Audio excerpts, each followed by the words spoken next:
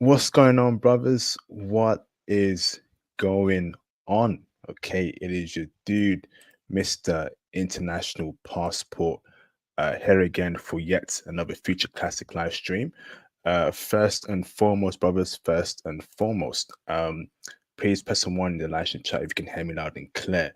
Can you hear me, Mr. Ramel? Has my audio, bro? Perfect, loud and clear, brother. Okay, so my guests can hear me, brothers, but can you brothers in the live stream chat hear me?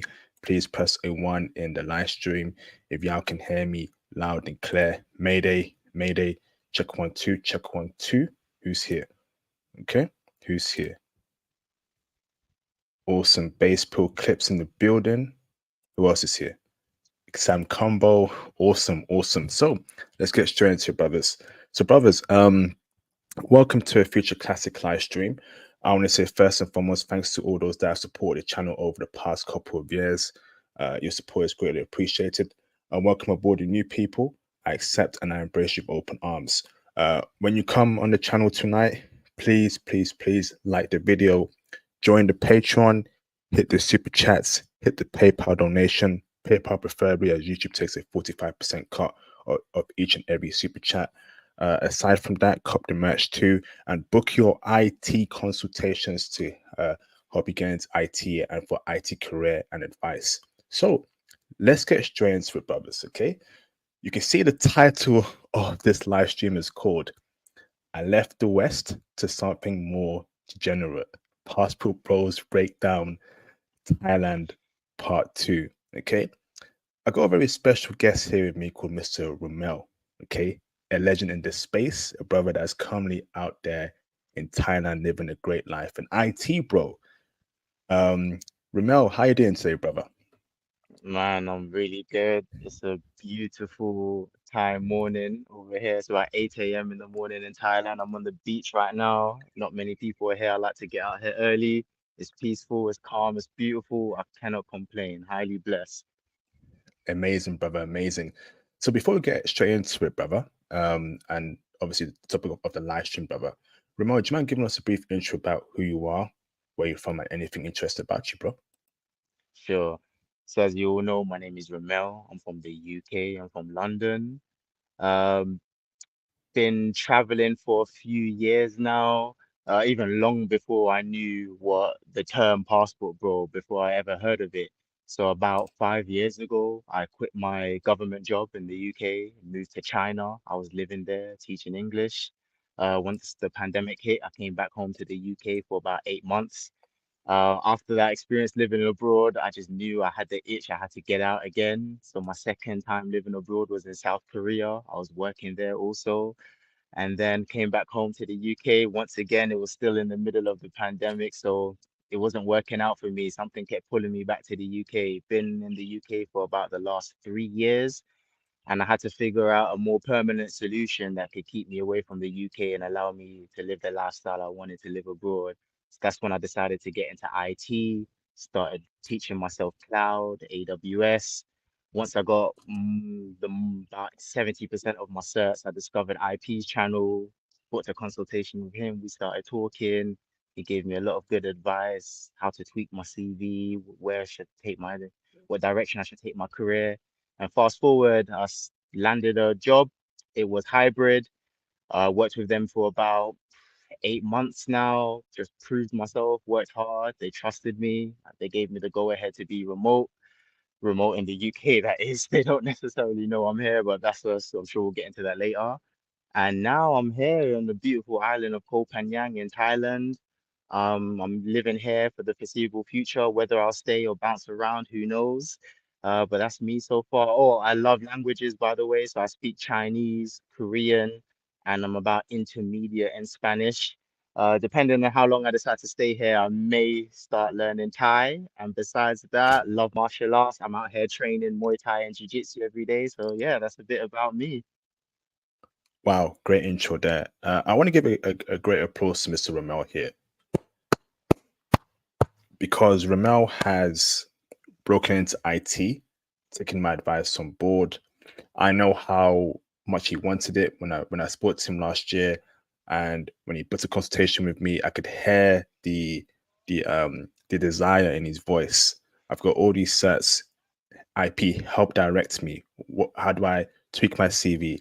How do I, approach applying for jobs? And I remember Ramel, and I remember speaking to him. And I remember just thinking, I gotta give the best consultation ever for this brother over here to make sure he gets into IT. Around a month or two later, he gives me a call. He got his first IT job, and now he's out there in Thailand. You see, brothers, this is why we keep saying that IT is freedom, right? It's freedom. Because of IT is able to be in Thailand right now. You know, we keep saying that, brothers.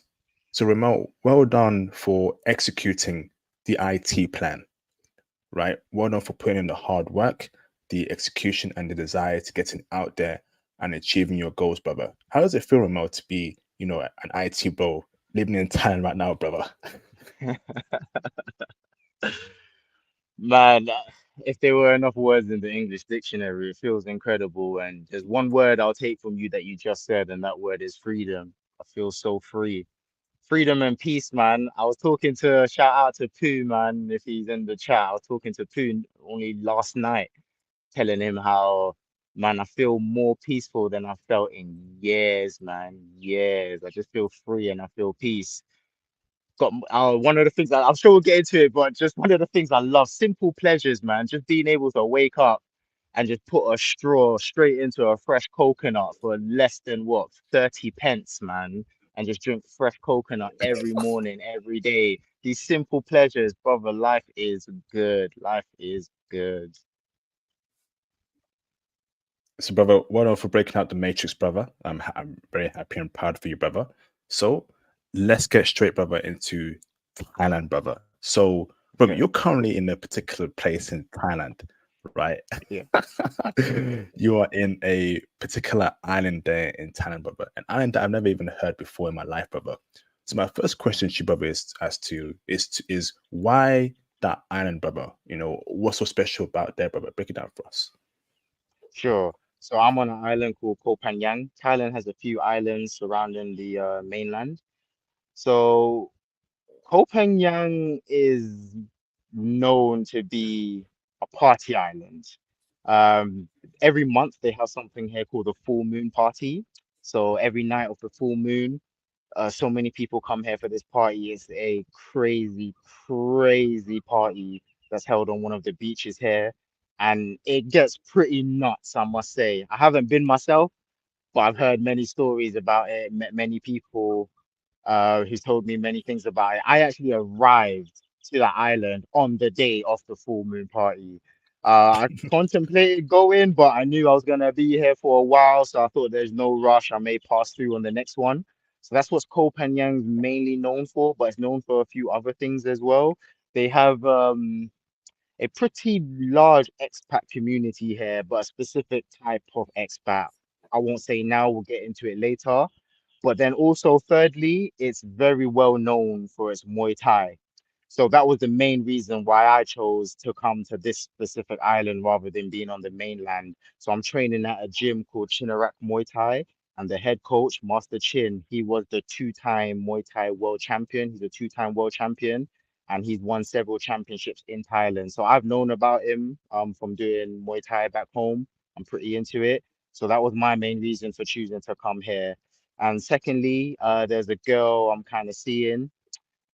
She's from Malaysia. She's came to the UK to study, and she lived on this island for 2 years. So her experiences, everything she shared with me, coupled with wanting to specifically train at this Muay Thai gym, those are the two main reasons why I came here. So not so much for the party life, because it's Thailand, you could party anywhere, but it was mainly because I trusted that source from the girl I was seeing, and I wanted to stay at that Muay Thai gym.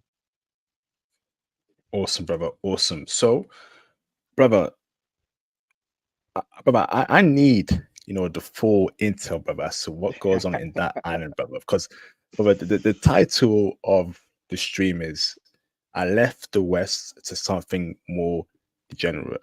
Now, brother, I know that Word. Thailand is not an innocent country. I'll keep it as that, brother. I've heard stories there, but I've not been there. I've not actually lived there. I've not actually witnessed, what actually goes on out there, brother. You're currently right in the heart of it, brother. You're in the heart of the city. And that's word to Jay-Z, that song Heart of the City. Ain't no love in the heart of the city. If you know, you know, press one in the live stream chat. So, brother, how about we speak about, you know, brother, what have you seen out there in that island that people need to be aware about, brother? What have you observed there? And how about we start with, the degenerate stuff, brother? How about we start from there, bro? Okay, sure thing. You want to get straight into it? No warm up. All right, let's go Hold on, straight brother. into it, man. Okay. Sorry, brother. Do you want to warm up? Do you want to warm up into it, brother? Do you want to speak about something else and then ease into it, brother? Up to you, bro. It's your time, bro. Whichever, brother, whichever, man. However you want to do it, man. We can, yeah, however you want to do it. Let's go. All right. Okay. How about we warm up into it, brother? Okay. So, Okay. um, what would you like to discuss, brother? About okay. How about the benefits, brother, of the island as Okay. to the cost of living there? In terms of uh, the whole vibe, the whole scenery there, the people you meet. Let's start from there, bro. Okay. So I'll give you a couple positives first before we get into all the craziness. So as it goes without saying, I'm sure you know it's Thailand. Cost of living is nothing compared to back home. But I must say, even though this is my first time in Thailand ever, I can honestly tell you that I know that prices have gone up because I've been looking into and researching Thailand for years. And I can honestly say over the years, prices have definitely gone up. So it's not as cheap as it once was, say 5, 3, even 2 years ago. It's a bit more expensive now. However, compared to living in the UK or America, cost of living is still very cheap. Like I said earlier, I drink a fresh coconut water, fresh from the coconut for about 30 baht.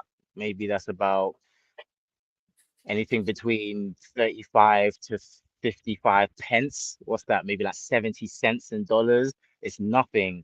Rent, I'm paying rent. What am I paying? About just under £500 a month, man. That you cannot do nothing with £500 in the UK. You can't even get a box room in London. No exaggeration. I tell you that for free. You cannot even get a box room in London for £500. For the US guys, that's roughly about $680 for the month. That's what I'm paying. I'm gonna move out soon, because I want to live a bit closer to the gym and probably have a few nicer amenities. But that's the cost of living. That's pretty typical around here. You can even go cheaper. I've heard of people paying maybe £350 for a room for a month. So cost of living is ridiculously cheap in terms of accommodation. Utilities cheap. I'll have unlimited internet now. I'm sitting on the beach, so I shouldn't even really have connection, but the internet's fairly good here. I'm on the beach here with unlimited data for the month. What's that costing me? Oh, sorry, that one I forgot, but it was ridiculously cheap. It was so cheap, I didn't even care. I just dropped the money down, completely forgot the price. What else? Food here. Oh, you know what's interesting? Contrary to popular belief, I'm just so with the Thai food. It's not actually that incredible to me. It's nice, but I'm not blown away. I do prefer the Korean food and even the Chinese food, but the food is nice, extremely cheap. I can get a whole meal. What did I have last night? I had some fried rice and shrimp, and that cost me 80 baht, which is maybe like a pound, 10 pence. Can you imagine? I'm getting a whole meal that I can barely finish for £1 and 10 pence, not even $2. Like back home, a meal like that to eat out is gonna run you maybe like what, £5 or plus.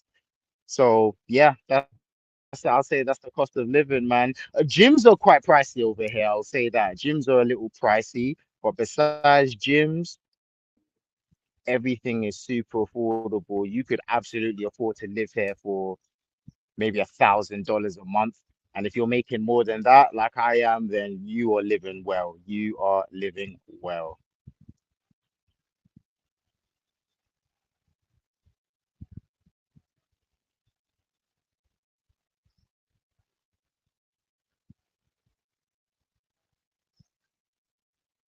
Not sure if you're speaking, IP, or you're on mute. Hello, hello, Yeah, there you go. You're back hello. now. Sorry, brother. So, brother, accommodation wise, okay, you're spending around 4 to 500 a month, brother. Is that for Mm. one bedroom? And does that include your own kitchen, your own bathroom? Nothing is shared at all. Nothing shared at all. So at first, I'm actually staying in a bungalow on the beach. I wanted that for my first experience getting here, but you can get a one bedroom with your own kitchen, the ability to cook, air conditioning for the same price, 4 to 500. I just chose to be on a bungalow by the beach. I just wanted that authentic beach jungle vibe. Well, that's why I said I'll be moving out soon. I've had my little experience. I'm going to move into a proper accommodation probably in a few days. But yeah, you can get your own room, nothing shared, kitchen, air conditioning, all for about 4 to 500 a month, easy. Amazing, brother. So the people there in that island, brother, are they similar to your vein? Are they in IT, or are they, retirees? Break down the kind of people in that island, brother. I have interest. Sure. So the on the island here in retirees as you do on mainland Thailand. For example, let's say in Pattaya or Phuket. I was in Phuket earlier before I came to the island. You do see a lot of older gentlemen, retiree age, but over here it's mainly young working professionals, mostly between the ages of I'd say 28 to early 40s. You do have older people, you do have some younger people, but with the younger people, anyone younger than 28, they're just passing through. They're just tourists passing through mainly for the parties or probably for the full moon party. So you do get a lot of university age British people. They'll just come here maybe for lads holiday with their friends or hot girl summer. I've seen that group as well, the hot girl summer group. They'll be here, but they're very temporary. In terms of the ones living on the island, I'd say the typical age is between 28 to early 40s, and they do all kinds of ventures. So some work in IT. I've walked past many a coffee shop hearing about people talking about technology and talking about their current projects, launching new apps. So they definitely have that crowd here of digital nomads working in IT. Then you have a lot of coaches here as well, people who coach well-being, fitness coaches or life coaches. You have yoga instructors here, gym instructors. This is fairly typical of the people who be working here. I'd say the majority are digital nomads working in the digital space. The majority of the people living here are in some sort of digital space. Awesome, brother. Awesome. So, brother, now I want to get into the meat of things, brother, right? And what truly goes on in that island, brother, the degenerate culture of that island and essentially Thailand, brother, that the brothers don't even know about, brother. So, Let's Ramel, do the it. floor is yours. And, brother, break it down for us, brother. What have you seen there that made you go, whoa, I left the West to something even more degenerate than the West? Break it down for us, bro. Sure thing. So super interesting. Like you, brother, I didn't know much about Koh Phangan. So I've heard about all the crazy things that go down in Thailand in general. But here on Koh Phangan, I didn't know much. I just thought it was just an island with sun, a few digital nomads, and a lot of training in Muay Thai. But now that I've been here, you know what's crazy? I've only been here just about 2 weeks. I'll be staying for maybe 2 months, but in such a short space of time, I've been exposed to so much. I've seen so much, and I'm the kind of guy I get boots to the ground as soon as possible. I'm here, I'm there, I'm everywhere exploring. So one of the things I've noticed here is, like I said, there's a large expat community. I'm not sure how I feel about it. I'm in two minds. Sometimes it's nice to speak to people you can relate to from the West, or you think that. But even though there's such a large expat community here, I don't really gel with the community too much. More time, I'm moving solo dolo. But I'm just by myself. I have one or two guys I've met that I'll roll with, but I'm not moving in large groups or part of any of the communities here. I don't really gel with them. I'm not really on their kind of time. So one of the large communities here is the so-called spiritual community. So you got a lot of people here who are into the yoga meditation vibe. Now, there's nothing wrong with that because I'm a very spiritual man myself. I actually use the power of my mind and a lot of meditation to even attract certain opportunities into my life. So I'm not hating on that scene, but it's the application of that scene I've seen here. A lot of people are using spirituality as a mask for degeneracy. Very degenerate out here. So a lot of the spiritual yoga community, they're really more into a lot of tantra, a lot of tantric sex. I'm not sure if I can say the word on YouTube IP. Yes or no? Mhm. Yeah, Or should I just spell it. spell it out? Yes, Okay, please. yeah, all right, fun time. Let's just call it fun time. Let's keep it coded. So into a lot of tantric fun time, and I don't know much about tantra. I thought it was some way to deepen your consciousness or a type of meditation used for having a better fun time life. But maybe it is, maybe it isn't. But from what I've seen, speaking to so many people, people are more engaging in like open relationships kind of vibe, polyamory.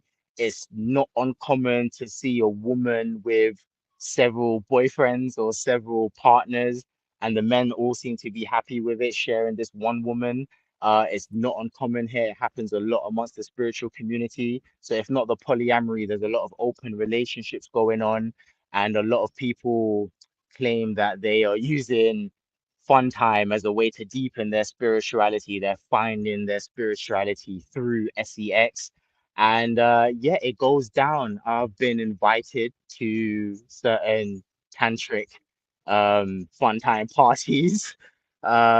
So yeah, that's pretty much the spiritual community here. It's very deep rooted in a lot of sex, a lot of debauchery, a lot of special parties, late night special parties, if you catch my drift. Yeah, man, that goes down on this island a lot, man. Wow. So, but you're telling me, right? Dudes are sharing one girl.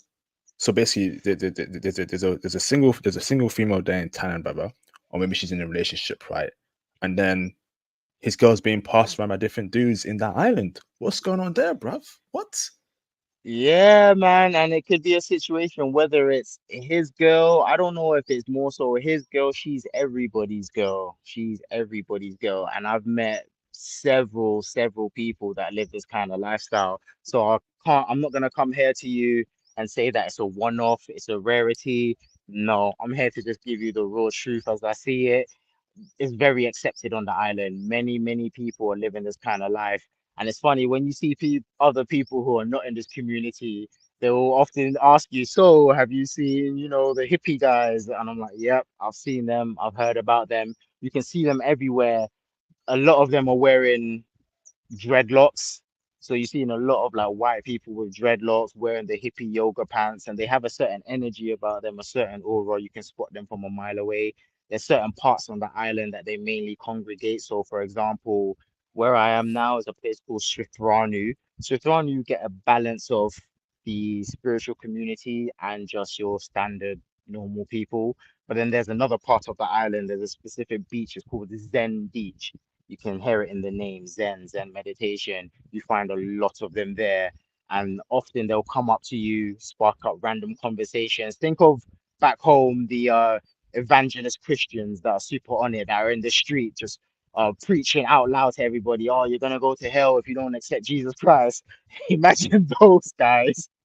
But the hippie yoga spiritual people, they are not shy to come up to you, start talking about Buddhism, tantra, all these kind of things. Yeah, they can be quite aggressive sometimes, but only in the specific areas where they are. You see them everywhere on the island, but when you go to their specific areas, they're quite aggressive in terms of coming over to speak to you and share their philosophies with you.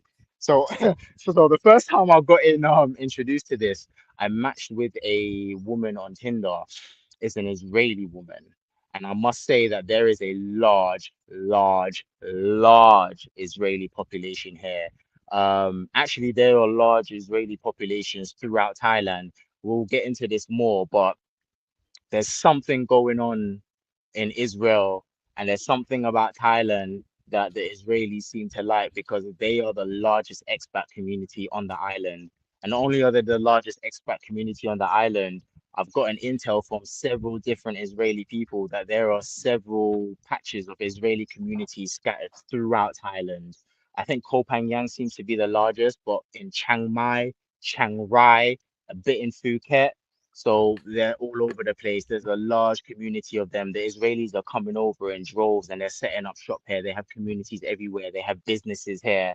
And a lot of them are into the deeper spirituality and this kind of world. A lot of them are into the free relationships, open sex culture here as well. It's not that it's not exclusive to them, but they are a large majority driving it also. Wow. So, brother, are Thai women involved in that degeneracy, brother? Or is it mostly the expat community that's involved in that degeneracy? Thai women are involved in degeneracy, but not that degeneracy. Thai women are involved in a different kind of degeneracy. So, for example, and when I say Thai women, I don't mean all Thai women. Actually, most Thai women are not, but there is a certain sector of them that are. So, for example, if you're here whether not if you're doing the online game or the bar game, the bars and clubs are not really my scene anymore. When I was a bit of a younger man, yeah, definitely. But I still pass through just to keep up to date with what's going on. But let me break it down. So with the online game, if you're trying to meet a woman online, whether it be through Tinder, Hinge, Bumble, Asian dating, whatever your thing is, you will find, especially on this island, let me not say mainland Thailand. I believe it's different in the mainland, but on this island, your largest success will be coming from dating other expats because the community is so large here of whether people living here or new travelers passing in and out of the island. Expats will be your largest pool of success for dating. You can meet Thai women here, but I'll be completely honest with you, keep it 100%. Most of the Thai women you meet online, they're either working women or older single mothers. That is going to be your main choice if you're looking for Thai women. If you honestly want a Thai woman, and you're thinking of living here more permanently or this island tickles your fancy, if you don't speak Thai, you're going to find it extremely difficult to attract the kind of woman you want. I'm not going to say it's impossible. So please don't be getting butthurt in the comments. Not saying you will, but don't get butthurt in the comments. I'm just letting you know if you're not invested in learning the language, it's going to be very difficult to attract the kind of woman you want. I'm not going to say you can't get a Thai girl, but I think we all have a general idea of the kind of Thai girl we really want. We want her youthful. We want her beautiful. We want her feminine. We want her somewhat submissive. I know the kind of women the brothers want. You want her in shape. You want a nice body. On some people are chubby chasers. If that's okay with you, yeah, go for it. You can get that in abundance. But the type of Thai woman I'm talking about, brother, unless you're in Bangkok, where the English level is better and you have a larger pool available to you, and you're playing the online game, if you don't speak Thai and you're okay with cold approaching, yeah, it's gonna be mainly working girls and fat and older single mothers. Wow. Wow. This I've not heard. This is insane, brothers. Can we get the likes up, man? Because here we are. We got Ramel giving us update in 2024. We're giving y'all the truth, nothing but the truth. We give you the good, the bad, and ugly on this channel, and y'all can't even get the likes up. We got over 100 people watching and less than 100 likes. If you have not liked this stream right now, can you please just hit that like button? Right, like, show support. It helps push out the video to other brothers to find the content to help save their lives. So can you please support, right? If you can't hit the super chat or PayPal, at least hit the like button, please. Hit the like button, please. So, Ramo, this is crazy, bro. This is absolutely insane. this, okay. Bro, we could go Ooh. even deeper into it, man, especially when you want to break down the online versus the in-person bar game. We can go deeper into it. How about that, brother? Go deeper, please, brother. Break it down for us, please. That. Okay, so let me start off with the online game first. because not everyone is comfortable with cold. Most people are online. Most people are meeting people online. I feel like cold approaching and just going up to a woman, being able to spark up a conversation, is fast becoming a lost art. I do both. I do the online game, but I also love cold approaching. I've been cold and approaching quite a lot here. I've met some really interesting women. I've cold approached French women, Israeli women, Thai women, and I've had lovely, lovely experiences. I'll get into it more, but firstly, online. So you got a good profile. I'm gonna presume you have a decent profile, decent bio, decent pictures. So when it comes to matching, okay, first things first, I cannot stress how many lady boys are actually out here. And it's crazy because it's Thailand, so we all know it exists. Before I came here, I knew it exists. It's nothing, it's no surprise. I've always heard, okay, yeah, Thailand, they've got this lady boy thing going on. But I could not imagine to this extent how many of them they are. They are everywhere, everywhere, everywhere. I cannot believe it. It's almost like every other Thai woman online is a lady boy. And I'll be so real with you. I'll be so real with you. Sometimes, not all the time, sometimes from pictures, I'm sure in person it's different, but from pictures, I'll keep it real. Sometimes it's hard to tell. It's hard to tell. In person, it's easier to tell because like your guest said, who did the Thailand stream with you a few days ago, he said something which I agree with. In person, there's a certain thing about the bone structure when you look at them. My spidey senses are tingling. This might be a dude. However, when it comes to online, I'll give you more of a pass to get tricked. You should not be getting tricked in person. You should be able to tell that's a dude unless you're into that kind of thing. But online, it can be very difficult with filters, pictures. I have matched with what I presume to be we're talking from the pictures. I'll be so real with you, IP. You would not know. You would not know. Some of them, yes, but some of them, I don't know how they did this well. It's like sorcery. It's witchcraft. Talking for a bit, and at the point where we're deciding to set up a date, they'll come out with it. Oh, by the way, I am lady boy. Is this okay? Unmatched, unmatched, deleted, on to the next one. But brother, it will happen again and again and again and again. And yeah, it's crazy. I cannot believe just how common it is here. The lady boy thing is crazy. They're everywhere. They're literally everywhere. What the flip is going on, bruv? What is this? What is going on in Thailand? You might be on Everywhere. mute, brother, if What? you're speaking. Remo, I think we're losing you, brother. Connection wise, I think your connection is dropping off. You're.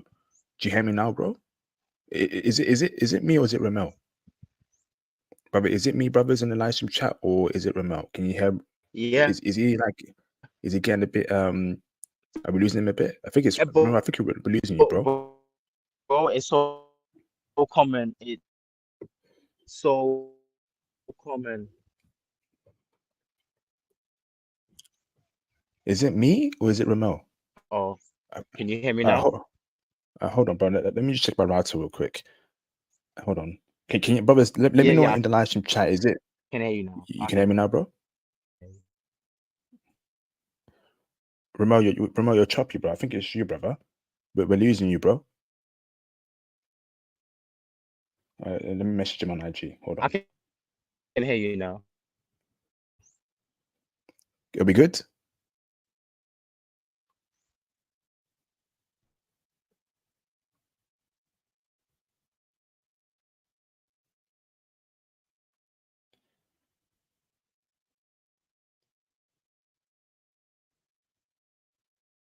Hello. All right, we lost Ramel. We lost Ramel. Oh my goodness, bruv. Some of y'all dudes, man, that love Thailand so much. Oh my goodness, man. This is insane. I heard Thailand was traditional, blah blah blah. It don't sound traditional to me. And brothers, but while we wait for Ramel, can y'all brothers go and check out my kick and Twitch? So Ramel will be back. We're back in a minute, but go and follow me on Twitch and Kick. Okay, I'm officially on Twitch and I'm officially on Kick. So go and follow me on there, please. I'll be streaming on there as well. Crazy content coming on your way. So go and follow me on stream, something on Twitch and Kick. So here's a link to it in the live stream chat while we wait for Ramel. We're gonna break it down today, man. I told you we came here with classics. We're going to break it down for y'all for the whole 9 yard, man. So here's my Kick account, okay, and here is my Twitch account, okay. Go and follow me on Twitch and go and follow me on Kick, okay. I'm on Twitch. I'm on Kick. Go and follow me on there. Let me reach out to Ramel. Hold on. Flipping heck, bruv.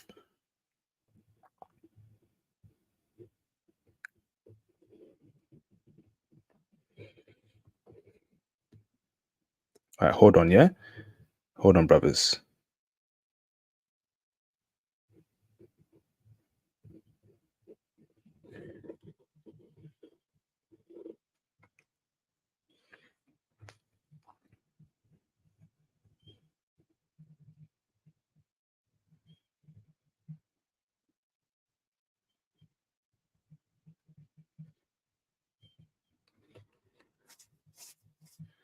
Hold on, brothers, yeah? I'm trying to get him back.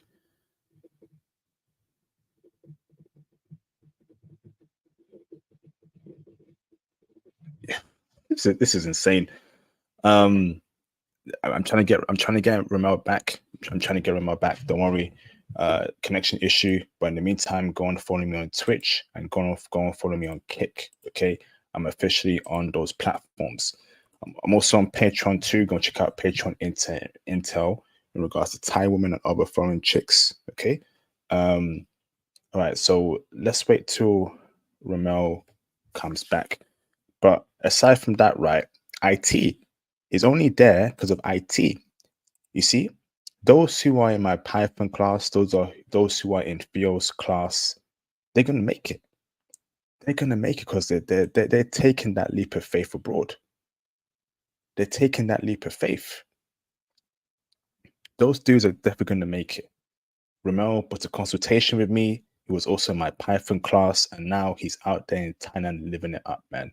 Okay, Ramel's back. Ramel's back. Okay, it's gonna be a classic, man. Yo, I Ramel, think I think the sun, my phone got a bit overheated and then it just started moving crazy. So I came to the shade, so it's all good now. awesome. Well, welcome back, Ramel. Welcome back, brother. So, Yeah. brother, after hearing that about what's happening there, in Thailand, brother, you saying they're everywhere? Oh, They're everywhere? yes, that's where we left off. Yeah, bro, everywhere, everywhere. Honestly, it's crazy. But you know what's interesting is what I find really interesting in with them, they're super honest.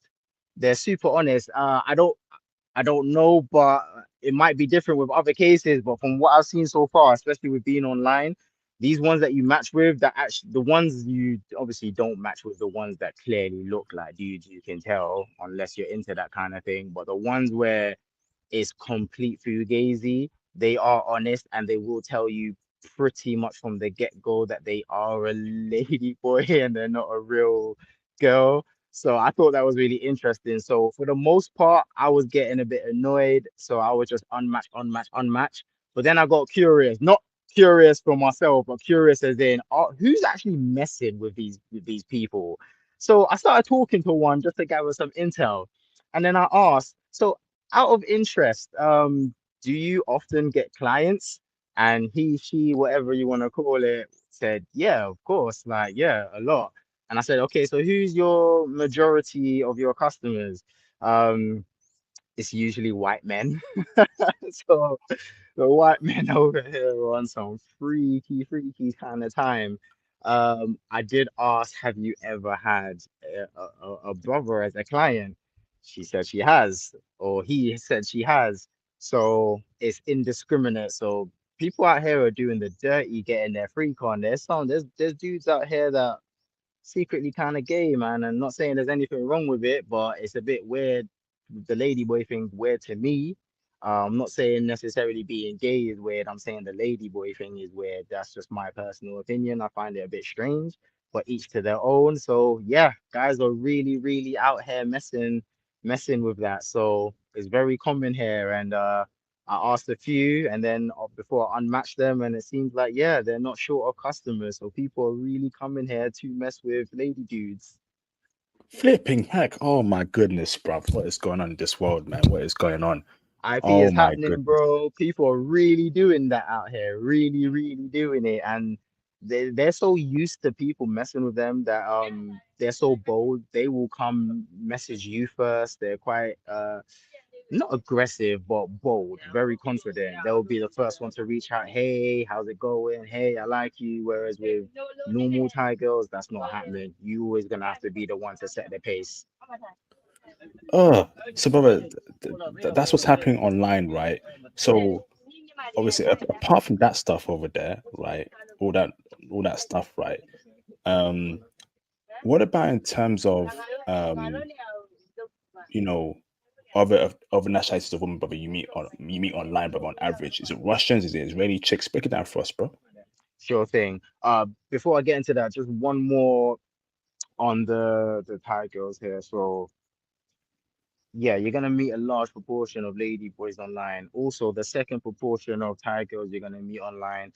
I'll be honest, brothers, you're gonna meet a large majority of single mothers online. Now, for some guys, that's not really an issue. And I'm not saying it is an issue.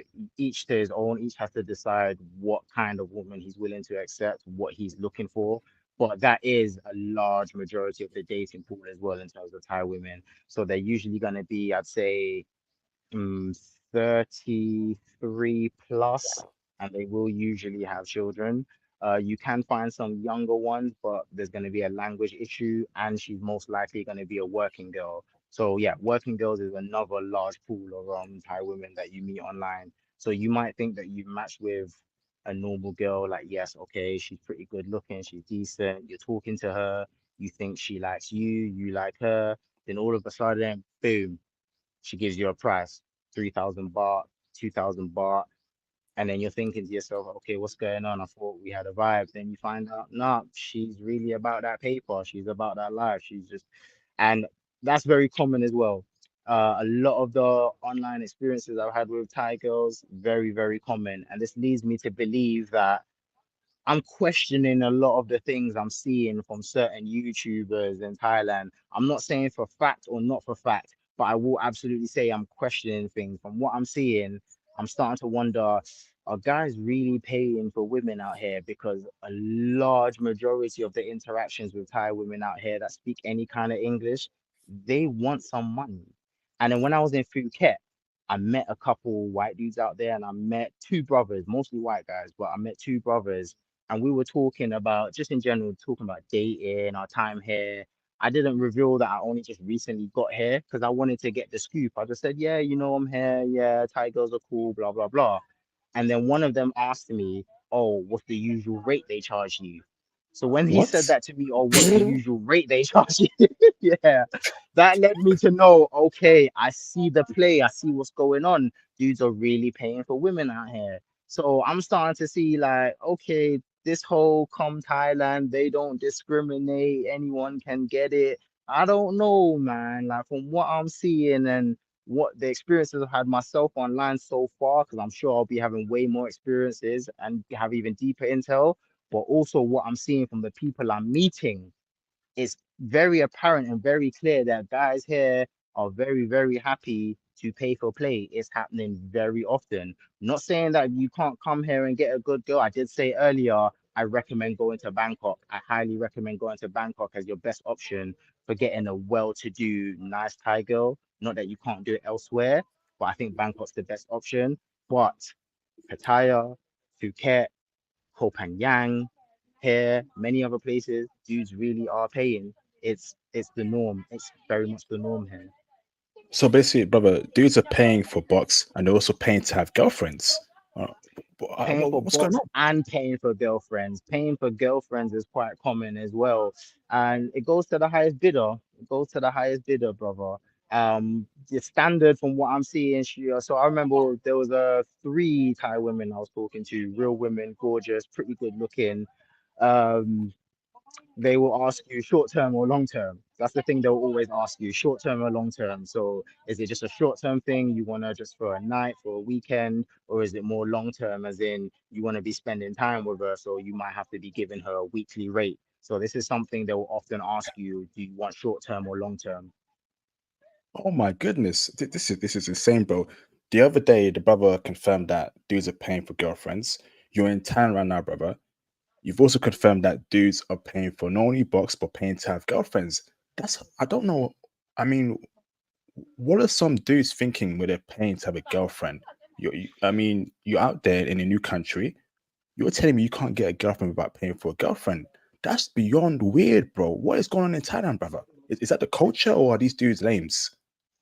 Ooh, is it the culture or these dudes lames? You know what? In terms of the culture, I can't say it's the culture. Well, it depends on whose culture we're talking about. If you're asking, is it the expat culture? Maybe there's an argument for that.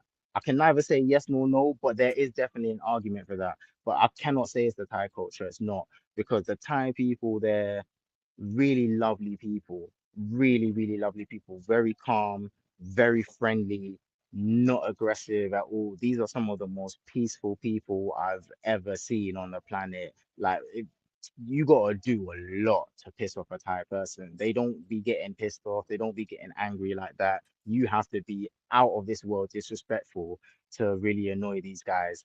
No, that's not their culture. A lot of Thai people coupled up, most of them were in couples. You see boyfriends, girlfriends, husband, wives, families everywhere amongst the locals. So they don't really seem to be getting involved in many nonsense. Yeah, it's mainly the expats. It's the expat community that's doing all the craziness. And the Thai girls that are into that, they're the ones who they be hanging out at the expat bars, at the expat clubs, or be looking for expats online.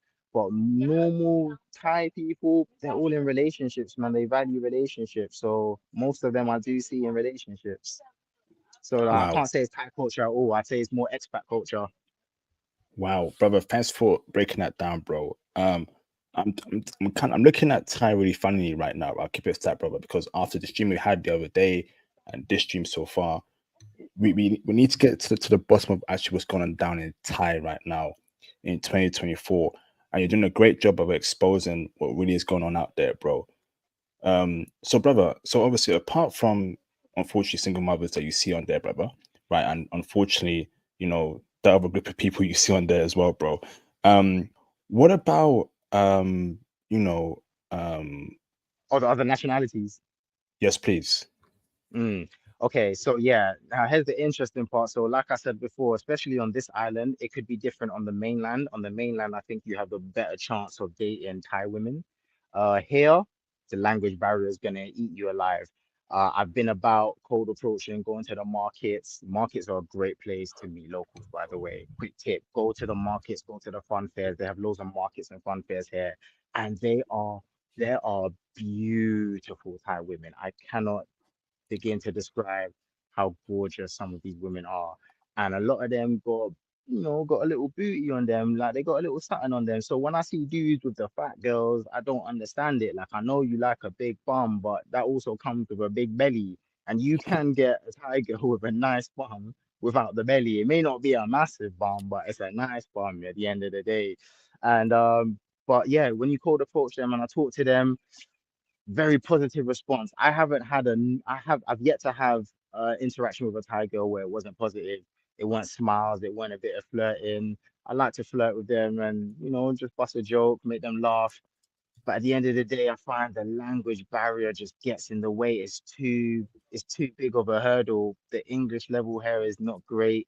Yeah, if you're gonna be here any long term, which I might plan to do, I'd have to invest in learning Thai. But back to your question, IP, in terms of other nationalities. So the largest proportion of foreigners you're gonna find on the island is first Israeli women. Israeli women are the largest expat community here. They're the largest pool of women. Secondly, a close second is going to be German women. There's a lot of Germans here. French, many, many French women. So Israeli, German, French, they're the predominant three.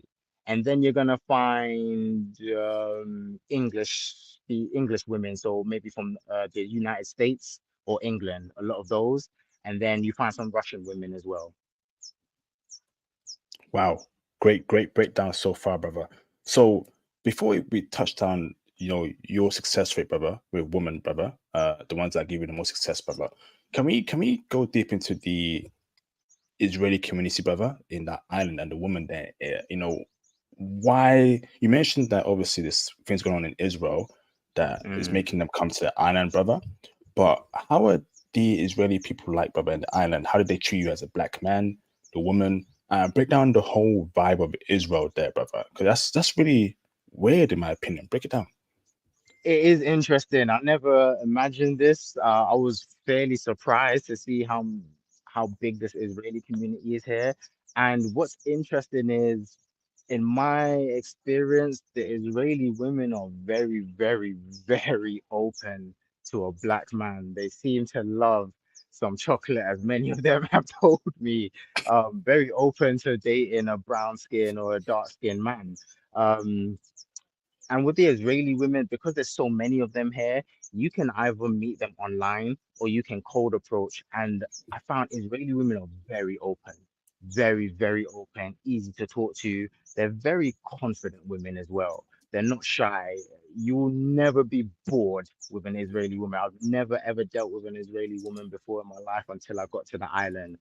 It was very interesting to see a woman with such confidence. She's not shy to speak her opinion, not shy to speak her mind. Not many guys might like that. Some guys might like it. But it was interesting to me because I've been having an amazing time. They're very funny. They have a lot of humor. I've noticed it's not just one, two, or three of them. Israeli women have a strong sense of humor. They love to laugh, very confident, very outgoing. But that also leads to them being very um fun Three or time four, friendly. Yeah, 3 or 4 ish. yeah, Yep. yeah, 3 or 4-ish. Yeah, that's a good way to put it. Very 3 or 4-ish. I probably wouldn't wife one up, although some of them are very cool.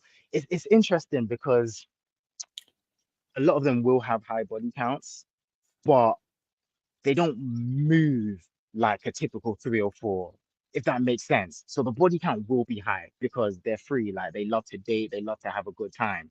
But their day to day and how they act, how they move, doesn't give me really 3 or 4 vibes. Like if you just met her and you didn't know, you think this was a really cool girl. You'd want to get to know her. I won't lie, the Israeli women are so cool. They are so flipping cool. They're nice people to hang around with. I cannot lie.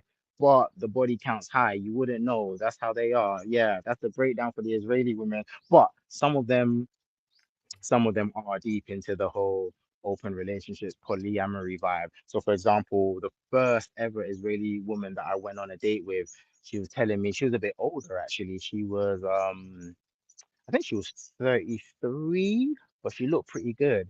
And she was telling me how she was married back home in Israel, and but she always knew within her heart that she wasn't a monogamous woman, she said. And Wow. yep. So she actually was honest. She told her husband, she said, "Hey, I basically want more D." Jesus.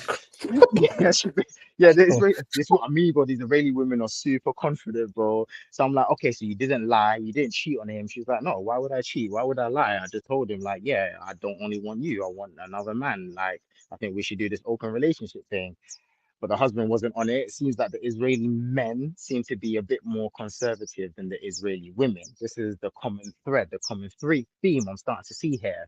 A lot of the Israeli women complain about the Israeli men either being a little more conservative or too passive for them. So apparently Israeli men are rather passive nowadays. So she said the husband wasn't feeling it. She couldn't take it anymore. She got a divorce.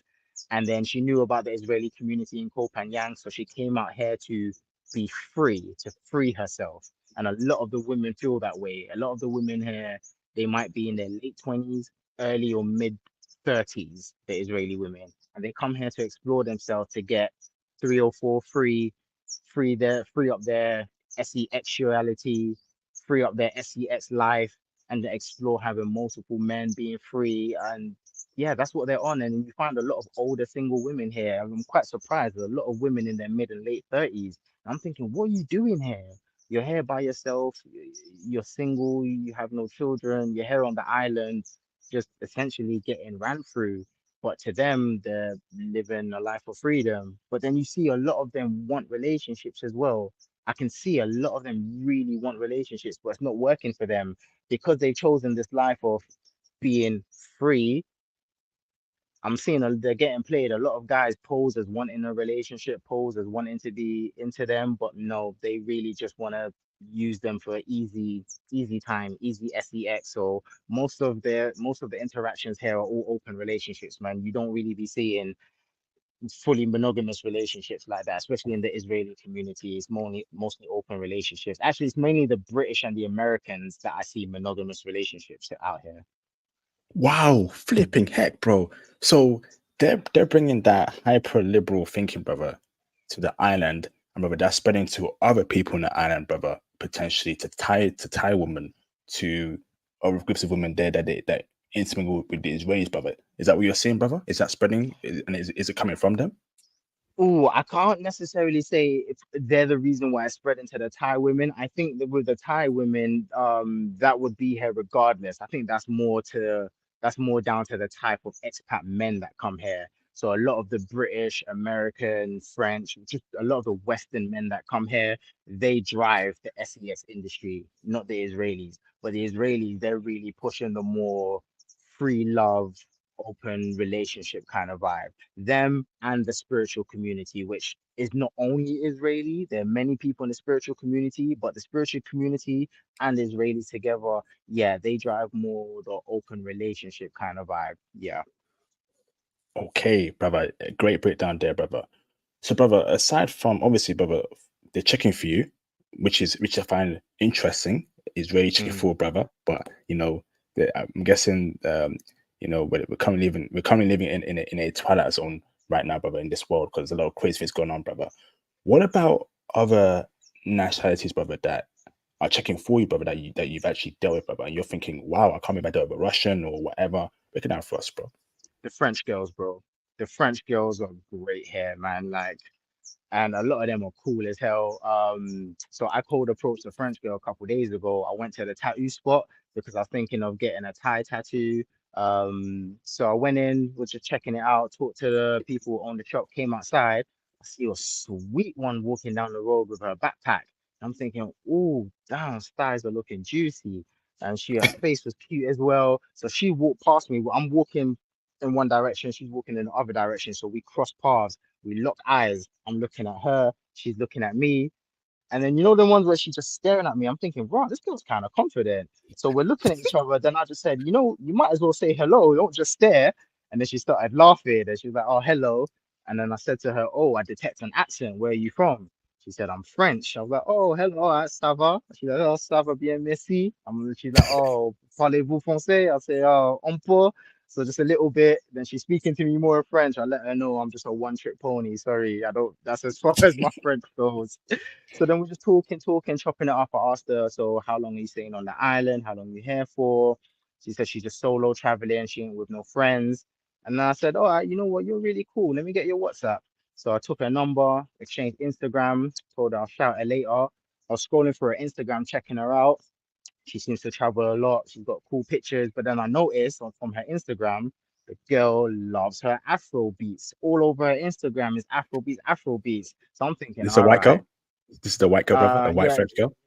white French girl, but I think she's more like got some kind of Turkish, Middle Mm, Eastern, some sort of vibe like that in her. She's not a straight white girl. You can tell correct. she's something else, looking at some sort of Arabic, Turkish kind of look. Yeah, but French throughout, French mentality, French accent, all of that. So yeah, I'm seeing she likes Afrobeat, so I can tell she likes brothers. So I hit her up. I'm like, hey, I like your taste in music. I see you like your Afrobeat. She's like, yeah, Burna Boy is one of my favorite artists. So I just suggested, you know what are you doing later tonight? She said she had no plans. I said, let's meet up on the beach. Let's grab a couple of drinks. I'll bring the speakers. We'll have a vibe. So yeah, just got the towels out, put it on the beach. We watched the sunset together, had a vibe. We're listening to some Afro beats. I put the playlist on. She was cool, man. Had to use Google Translate sometimes, but for the most part, the communication was good. She came back to mine, and we had an amazing night. So I've met two French girls so far. So the French girls, they seem to really, really love a brother. Some of the Russian girls here too, as well, actually. But with the Russian girls, man, they got a certain attitude, man. Some brothers might like it. Me personally, I find the Russian girls hard to deal with, man. Not hard in the sense of they're difficult to attract, but the ones I've met, they just have been a bit like stuck up, a bit arrogant. Like they're very sure of themselves. Like, okay, yeah, you know you're hot. And I don't know, man, that attitude kind of put me off. So I kind of ended up just like I had to put my Russian girl on timeout for a bit because she's just very overconfident, over sure of herself, and she's a bit demanding. The Russian girl, very demanding. Like she's always demanding time. When we meet, what time? We do this, we do that. I'm like, no, look, chill, chill, chill. You follow my lead, okay? Like, relax. And she weren't really willing to follow the lead, so she had to go on timeout. But you can get them. The Russian women are open here. Wow, incredible. So, brother, Israeli chicks, French chicks, Russian chicks. What about brother Asian women, brother, from different Asian countries, brother? Ooh, okay, interesting, interesting. This is an interesting one. So there are some fire Asian women here. I won't lie to you. There's some really, really pretty ones. IP, let me give it up to you. I have watched countless streams you've done about Canada, and I've met two Canadian Asians here, and I can honestly say, one, they are drop dead gorgeous, and two, they are cool as hell. Unfortunately, I couldn't get to them because they already had boyfriends, and they're very loyal, and that's just not my style anyway. I'm not on this Mr. Steal Your Girl vibe, but I can tell they had interest in me. They clearly find me physically attractive, but they're loyal to their dude. And once I hear they have a boyfriend, I'm not trying to take it far. But the Canadian Asian girls I've met here, gorgeous, brother. You were right. The Asians in Canada, they're open to a brother. Now, both of them had white boyfriends, but you can just see the attraction. I can feel it. And then you notice, like, I met them in the gym. They're Chinese, always trying to so talk. brother, Chinese Canadian or Korean Canadian or Japanese Canadian? One was Chinese Canadian, the other one is Vietnamese Canadian. So one Chinese, one Vietnamese. Yeah, but they both have white boyfriends. Most of the Asian girls here all have white boyfriends, actually. If they're not by themselves, they all have white boyfriends. You already know how it goes. You already know how that goes. But funny enough, I met a German girl, but she's Vietnamese. So she was born in Germany, but her parents immigrated from Vietnam to escape a war that was going on back in the day. So I don't know the history too much. So physically, she's all Vietnamese, gorgeous, banging body in the gym, thick thighs, nice bum, gorgeous face, gorgeous lips. I saw her and I was just like, whoa, this girl's stunning. That's absolutely my type all over. We met, had a vibe. The vibe was really good. We was talking, chilling, kicking it. But she's from Germany, so even though she's physically Asian, physically Vietnamese, her mindset is German. So she was born in Berlin, raised in Berlin. We decided to meet up. You're starting to see a trend here. My go-to for meeting women here is a sunset date. I usually always get them out on the beach for the sunset. It's nice, it's romantic, it loosens them up a little bit, and it's a nice vibe. So we came out here. I was so disappointed, bro. So disappointed. So, and again, physically Vietnamese, mindset completely German, very liberal, very free. She's talking to me about her family. So her father, a very strict Vietnamese man, traditional, not about that liberal stuff at all. Growing up in Germany, all her friends being white liberal Germans, she rebelled against dad. She wanted to live that free life, so she goes to a lot of techno raves, a lot of 3 or 4 or SEX parties, those SEX parties that go down in Germany. So if you guys have listened to the German Patreon, you know about a certain club. I won't say the name, but the club has the same name as the famous chocolate bar in the UK. So if you catch my drift, you know what I'm talking about. She's been there. Yeah. Shout out to brother Dems for the intel he gave us on that one. So I found out she's actually been to this club. The moment I found out she's been to this club, I knew, okay, it's a wrap. I'm gonna have to write this one off. She has been all the way ran through, especially if you've been to this club, you've been getting run through. So, and it was crazy because a lot of the 304s here, brother, like I said before, they don't give a 304 vibes. So you're gonna have to do your due diligence. A lot of them are very feminine. It's crazy because usually when you think of feminine women, you're not thinking 304. But on this island, you're gonna meet a lot of feminine women, bro. A lot of feminine women, but they still might be 304. So a lot of due diligence needs to be done. So she's telling me, yeah, she loves to do drugs. She loves to, she loves, yeah, the white snow, the pills, the party life. You wouldn't guess. You wouldn't guess because her demeanor, she's so soft spoken, she's so sweet. You would not guess. Wow. Oh my goodness, bro. Yo, the devil is roaming that island, brother. The devil is truly roaming that island, brother. A lot of demonic activity happening in that island, bro. This is It gets worse, insane. bro. It Break it gets down. worse, bro. It gets worse. So this place is heaven or hell, however you want to see it. But for liberalism, liberalism is everywhere. People who want to explore their sexuality life, they come to Koh Phangan. Koh Phangan's the place where you are if you want to free up and you just want to just go crazy, just get freaky. Koh Phangan's the place, and I see this is the place where all, especially the white liberal community, this is where they're at. This is absolutely where they're at. So if you're a brother who's into that kind of life, you just want to have fun. You're not looking for a wifey per se. You just want to mess around, just get your freak on. Come to Koh Phangan. It's here for you. It's absolutely here for you. Honestly, the only other reason to be on this island is if you have some sort of purpose, like me, where I say I'm training here, Muay Thai, the specific Muay Thai camp I'm at. That's what's drawn me here. That's what's keeping me here. It's a good life here, but if you want something more long term, more meaningful, go to Bangkok or go to mainland Thailand. Don't come here. But if you want to just party, go crazy, have fun stories, have a crazy adventure, come to Koh Phangan because the women here are hyper liberal, hyper liberal.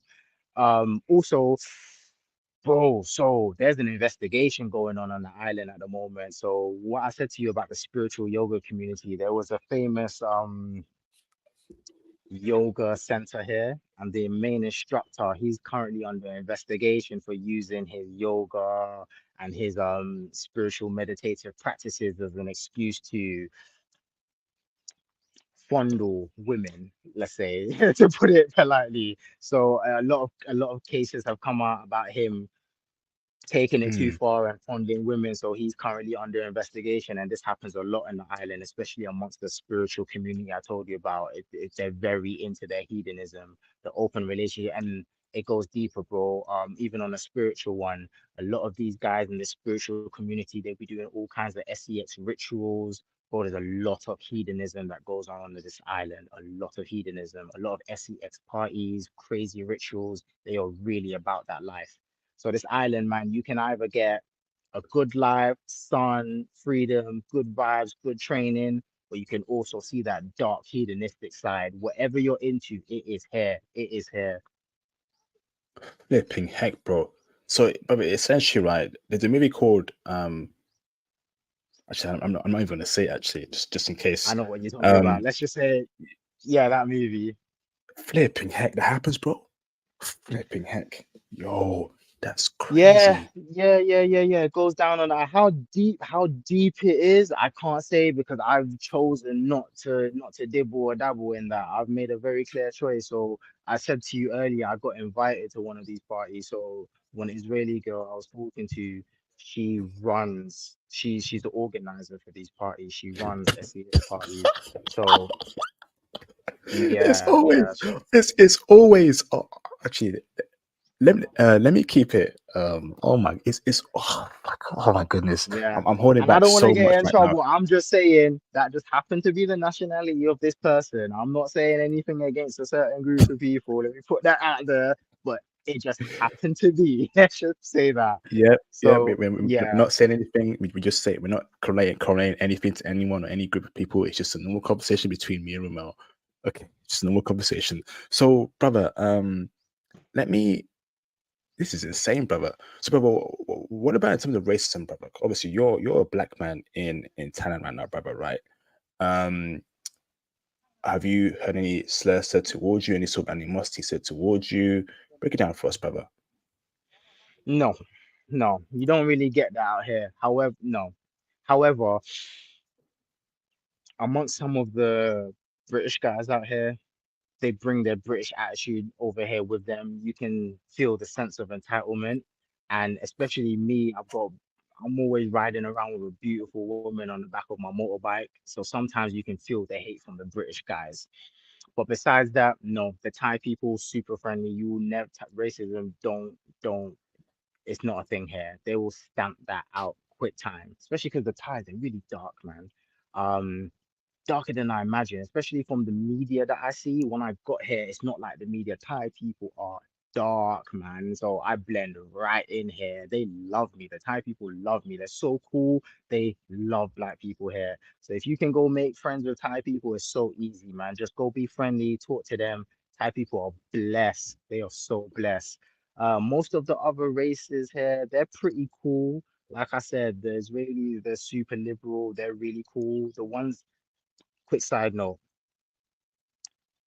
I've often been told that back home for them, it's almost like turning into a dictatorship. So the current leader of the country is trying to make it more conservative. And it's often been described to me as going down a path of dictatorship. So especially for a lot of the Israeli people that are more liberal minded, more free minded, that's why they're leaving in such droves. They said one, they love to travel, but two, also a lot of them are escaping. They're not liking the way the country's going right now. The hyper conservatism, the dictatorship vibes they're getting from their current leader. That's been a big factor in terms of why they're all fleeing over to Thailand and different countries. But the ones that come over because they're more liberal minded and more open minded, yeah, they're pretty cool with brothers actually, which I'm very surprised because a lot of the time that particular group of people, it's not always been the best encounter with them where racial issues are concerned. Usually I find or I've heard stories of those particular people having issue with people of darker skin, but over here it's the complete opposite. They seem to show love, well, the women anyway. The women show love. I haven't had many encounters with Israeli men, but the women seem to show a lot of love to brothers. Other races, the Germans are cool. The Germans are really cool. I got a lot of German friends in my gym, a lot of German guys I've met. They're all cool, very cool. To be honest with you, even in Korea, I met a few German guys that were super cool. I've never had a bad encounter with a German guy before. Korea, China, and here. So in all my travels, I've met German men who are super cool. Russian girls, they just have a bit of a stuck-up attitude, the ones I've seen, but nothing racial. In terms of racial, it's the British guys, man. It's the British Oh, guys. They hate. white, It's the British white, guys. white, white British guys, brother. the, the white British guys, man, the white British guys, they're very passive aggressive. So for example, I went to 7-Eleven one time late at night. I'm just thirsty, want to get a snack as well. Come up, park up my bike, and they're just always drunk, man. They just bring the British drinking culture over here. They're so sloppy, they're so messy. And I'm not saying there's anything wrong with having a drink, getting loose, having a good time. But IP, you know how British people do it. They get just out of their face drunk, throwing up everywhere, just on the floor. And brother, there's so many motorbike accidents that happen here. And who is it always? Dumb British people, man, just get drunk and then want to go ride their motorbike and end up crashing. So yeah, the British people bring their stank attitude over here. So yeah, I parked up outside the 7-Eleven. There's a bunch of English boys there. They're standing in front of me, blocking up the path. I'm just being nice and polite. I say, "Oh, excuse me, please." They ignore me. They're not listening to me. So I say it again a bit louder. Excuse me, please. They're ignoring me. So I didn't want to say it a third time. So I kind of just moved in between them, just kind of bumped my shoulder to get past. Now, again, I'm not trying to big and bad myself. I did say excuse me 2 times. They ignored me. So I just walked through them. And then one of them stopped me like, "Oh, easy, mate. Easy, mate." And I'm like, what do you mean easy, mate? I said, excuse me. And like, did you not hear me? I said, excuse me. I was being polite to you. I said, excuse me. You ignored me. They're like, no, I didn't hear you, mate. I didn't hear you. I'm like, you didn't hear me. I'm standing right next to you. I said, excuse me twice. He's like, oh, all right, mate. All right. Like, you don't need to pick a fight. Like, we're not back home, you know? And I'm thinking, what do you mean pick a fight? What? We're not back home, you know? What does that mean? Like, oh, what? I'm the type of person to pick a fight. What does that mean? And he's like, oh, easy, mate. Easy, easy, easy, mate. He's like, look, we're not back home. You don't have to act like you do back home. And I'm thinking, What? what the hell is that supposed to mean? It's And this is what I racist, mean man. when I say, this is what I mean about that passive aggression from the British. It's the British people that bring that stank attitude, man, and look down on you and think they're better than you. So, no, the other races here, they're cool, man. It's the British people you got to look out for. Yo, it's amazing stream, brother. Amazing stream so far, brother. Incredible. So, brother, I want to know more about Asian women, brother. So, have you dealt with any Asian chicks, brother, on a personal level, brother, and how have they treat you, brother? Yeah, man, I got like I got like my main Asian girl right now. I got a Chinese girl that I'm talking to quite seriously now, actually. I wouldn't say she's a mess around. Yeah, I might level her up. We'll see how it goes. But I've cold approached her actually. I met her coming out of the gym. She was super fit. I saw this Chinese girl, and it's rare for me to see Chinese girls who are fit like this and shaped like this. Chinese girls don't really be working out like that unless they're foreign, like they grew up in the Western countries. The ones in China, Korea is different. Korea, everyone's working out. All the women are working out. It's quite normal. In China, girls don't really be working out like that. If you do see Chinese girls in the gym, they're either just on the treadmill or on their phone. They're not really working out seriously. That's my experience in China. So this one came out, I see her body, I'm thinking, damn, she looks good. So I just walked over to her. I just said to her, hey, excuse me, I don't want anything from you. I just wanted to come over and let you know that I think you're absolutely gorgeous. Like your body's banging. So clearly your workouts are working. And then she started laughing. And she's like, oh, she got all shy. She's like, oh, thank you, thank you. Then she looks me up and down. She's like, oh, you're pretty fit yourself. I'm like, oh, thank you. Then she asked me, oh, do you go to this gym? I said, no, I don't. I'm just passing by. I just saw you, wanted to say hello. So we started talking. I could hear an accent on her. Then I asked her in Chinese. I said, "Oh, 对不起，你是中国人吧?" Which means, "Oh, you're Chinese, right?" And then her face just lit up. She's like, "Oh, 你会说中文?" That means, "Oh, you speak Chinese?" So yeah, the rest of the conversation, we're just flirting in Chinese. I'm speaking to her in Chinese, and this is why, brothers, this is why I constantly preach the language game. You have to learn languages. It is absolutely going to increase the quality of woman you can get, and it's going to increase the pool of women you get. You're going to have way more options, way more options. Do not limit yourself to only English speaking girls when you go abroad. If you're just going temporarily, traveling, having a quick holiday, cool, whatever. But if you're seriously considering relocating or moving to a different location, you would be doing yourself an absolute disservice to not learn the local language, because you're absolutely going to be limited. Come on, passport bros, IT bros, we're living a life of abundance. That's why we're leaving the West, because we were limited there. Don't leave the West with all its limitations to come to a new country and limit yourself again. Learn languages, it will open up a wealth of opportunities, not just with girls, but with job opportunities. I've actually got a bit of a job opportunity presented to me right now just from being able to speak Chinese. I'll get into that later, but back to the girl. So yeah, we're flirting, we're talking in Chinese. I take her number. We decided to set a date. She's working here. She's volunteering. She's working in a hotel. I think her major was travel and tourism management, something like that. So I came and picked her up the next day when she finished work. She got in the back of my motorbike. We drove to a beach, watched the sunset. I took her to several venues. She got on my bike again. We drove to another bar. Then we came back to mine. And you know what? I didn't even smash that night. And that's when I knew I kind of liked this girl. I won't lie to you. She was moving different. She clearly likes me, but she wouldn't let me smash just on values, just purely on value. She said, no, I like you. I don't do that. I've only ever had one boyfriend in my whole life. She's only been with one guy. I think I believe her. Still have to do more due diligence. I'm not gonna fall for no trickery, but so Mhm. far she seems pretty genuine. Brother, she stayed up. We got back to mine around. We met at 4 p.m. Got back to mine around 12 p.m. She didn't leave until 4 a.m. I dropped her off home at 4 a.m. She was one of the coolest chicks I've met in a minute. We're just talking about life, awareness, politics, spirituality, health, fitness, so many different topics. So I asked her, are there more girls like you? Because I don't really be meeting Chinese women like you. She, unfortunately, she is a rare one, or fortunately for me. Um, but she admitted, no, her friends aren't like her. She's traveled a lot. Most Chinese people, they stay in China. Their mind is Chinese. They don't think open-minded. It's very rare. A lot of her people back home in China look down on her. They don't rate her. They don't respect her. They think she's crazy. She's the rebel. But she said that she knew there's more to China. She said there was always something in her that kind of rejected the Chinese philosophy, the Chinese way of thinking.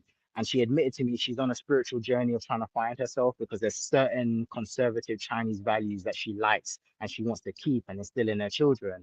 But at the same time, there's certain things in the Chinese system she doesn't like. For example, um, the way Chinese people are so wary about foreigners, the way they have such a wall up towards foreigners, especially foreigners of darker skin. But she said to me she loves my big, luscious lips, her words. She loves the shine on my dark skin. So, hey, for you guys who are interested in Chinese girls, man, they are Chinese girls who are feeling you. They might be harder to find, but they're out here. So yeah, that's a little Asian girl I'm dealing with right now. Pretty seriously, she might be my main girl on the island right now. She's super cool. Super cool. She loves your big luscious lips. I can't believe Yeah, this. that's what she said. Bro, I went in for the kiss in it. I went to try and kiss her throughout the night, and then she kind of pulled back. And I asked her, I just looked her in the eyes. I asked her, so what? Am I not your type? You not feeling me? And she's like, nah, it's not that at all. She's like, actually, I love your big luscious lips. I'm like, so what's going on? Why are you not kissing me? Why don't you want to kiss me? She said, you know what? I'm just not really that kind of girl. I've only ever had one boyfriend in my life, and I've been single for about a year and a half. She's like, I like you physically, but I just want to know that, it's a vibe between us. And when she said that, I was thinking, you know what? Respect. That's the kind of girl I'm really looking for. That's the kind of girl that I want to take serious. So I'll absolutely see her again. Amazing, brother. Amazing. So, brother, can we touch upon the hot girl summer chicks? Can we expose them, brother? So, you telling me, brother, that Ooh. American chicks, right? English chicks, brother. Canadian chicks, brother. Australian chicks of all races are in Thailand getting their backs blown out, brother, by Thai dudes, brother, or other expat dudes. Break it down for us, bro. Oh yeah, they're out here on the freakadeek. So not Thai dudes. No, not Thai dudes. They're getting their back blown out by other foreigners. Um, Yeah, so mainly the British girls and the American girls, they're out here doing the most, man. If you come here, your Tinder's gonna be popping. It, I don't know how you can come here and not get your freak on and not smash. Like this island's just full of girls who just come here just to smash and just to have a good time. Hot girl summer. They come and go, come and go. Uh, Tinder refreshes every day. There's a new batch of girls on the island. They come in from the mainland. They get the ferry over here. And like I said, it's a well-known party destination. So you're never going to be short of matches. There's always a new batch of girls coming in and out. The French girls as well. They get pretty freaky over here as well. The French girls, they love to drink. They're not as messy as the British girls, but they do get down as well. They definitely do get down. But the messiest ones, I'd say, are the British girls number one. They're the messiest of the messiest. American second, French close third, and then the rest of them, they're on their 304 vibe, but they're not messy with it. They move a bit sophisticated. Like I said earlier, you can still meet a lot of feminine women, but they 304s. But the messy, obvious ones, British number one, then American close second. Wow, great breakdown there, Mister Remote. Have you dealt with English and American chicks, brother, and Thai? Are you Oh running hell through it? no. Hell no. I'm not on it. I don't want nothing to do with them, bro. There's no way in hell I left the UK to be dealing with UK girls in Thailand. No way. When I see them, I look left. I just keep it moving. And the thing is, a couple of them have heard my accent. They see me. I'm fit. They come over. They want to chat to me. No, I don't. I ignore them. I ignore them. No, No, they ain't getting no time from me. No time. I've met one or two cool American chicks. They cool, but even then, no, I'm not giving them no time. I didn't come all the way here to be dealing with the same kind of chicks from back home. No, thank you. If you ain't got an accent or English is your second language, I ain't trying to hear from you. Facts, bro. Facts. Hold on, brother. I got a super chat here. Shout out to Mr. Duck for the $5 super chat. Appreciate you, bro. Salute IP and Ramel. Classic stream tonight. Yep. The filter game is heavy online, bruvs. Glad to see you doing big things, Ramel. Yes, indeed. Shout out to Ramel for doing it big. Well done, Ramel. Appreciate you, bro, for the classic stream. Brothers, can we get more super chats in? More PayPal donations in? Show some love to the channel. That'd be greatly appreciated, man. It's been a classic live stream, part 2. Shout out to Mr. Pooh in the building. What's up, Pooh, man, for the $20 super chat. Salute to you, Pooh. Shout out to you, brother, the legend Pooh. What's up to the chat? I told you guys these brothers are traveling wrong out here. He did say it. He did say it. He did. LMAO. These lame YouTubers can't get a beautiful girl without paying. This is sad, bro. What's up, Ramel? Guess who's calling in later? Laugh my ass off. Yes, indeed. Hey, that's Pooh there. We're gonna open the phone lines in 5-10 minutes because we got around 35 minutes left. Ramel has to go in 35 minutes time. We're going for 2 hours. We only got 35 minutes left, so we'll open up the phone lines very soon. Shout out to Mr. Jonathan for the support. Thank you, brother. From what I've heard, from what I've experienced, the high society women, they like to frequent fashion shows, exclusive restaurants, swanky high-end rooftop bars, and events with high reputation. Yes, indeed. Yes, indeed.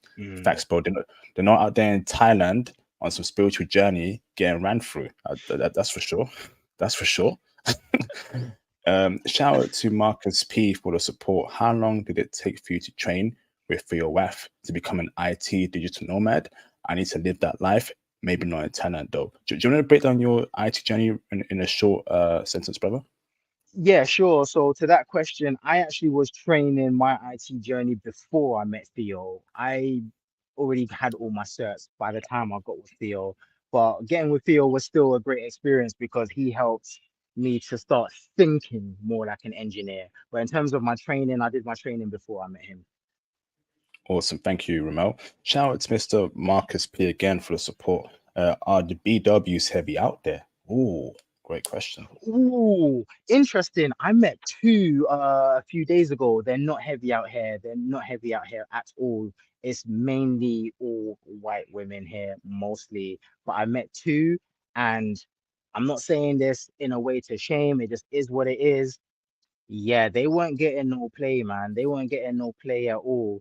And the moment they saw me, they lit up. You can see the excitement on them. They rushed me. They ran over to my moped, and I mean literally rushed over.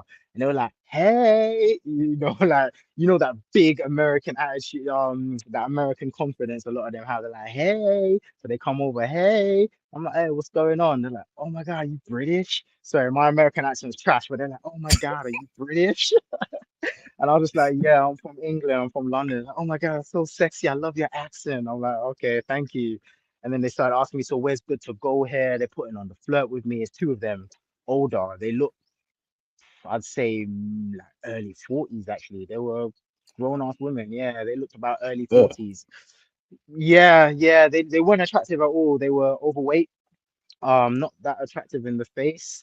Um, didn't speak to them long enough to say whether they were nice people or not. I didn't stay that long enough, but objectively, not the most attractive women I've ever seen. But yeah, they came over, started flirting a bit, asking me what am I doing today? Do I have any recommendations of where to go? I wasn't really trying to get into it. I just gave them a few recommendations. I told them a couple nice beaches, a couple nice bars I discovered. Then they asked me, so what, we jumping on the back of your bike then? Just like that. They just said, yeah, so we jumping on the back of your bike then? And I just said, nah, I've got a date tonight. Thank you. And they were like, oh, okay. And then, yeah, they like, well, should we exchange numbers? We're only here for about 3 more nights. Maybe we can, get together. So I don't know if they were on some threesome-ish because they kept saying we, not me. They're like, we can get together with you. We want to jump on your bike. We want to go out with you. We need to get together. But I just let them know, ladies, it was lovely to meet you. Have a good day. I got a date. And I just left. Yeah. Yeah. Well done, Ramel, man. That's how you handle these Western chicks, man. We ain't traveling abroad to deal with Western chicks like that. You know, hell no, bruv. Particularly Mm. Lizzo size BWs. Keep that in America, man. We ain't dealing with that. So awesome stream so far, brother. I got a question for you in regards to your moped. So I'm guessing you know how to drive bicycles in the UK, and your UK license works in Thailand, right? Bro, Thailand is the wild, wild east, I guess. I can't really say west. So wild right is there.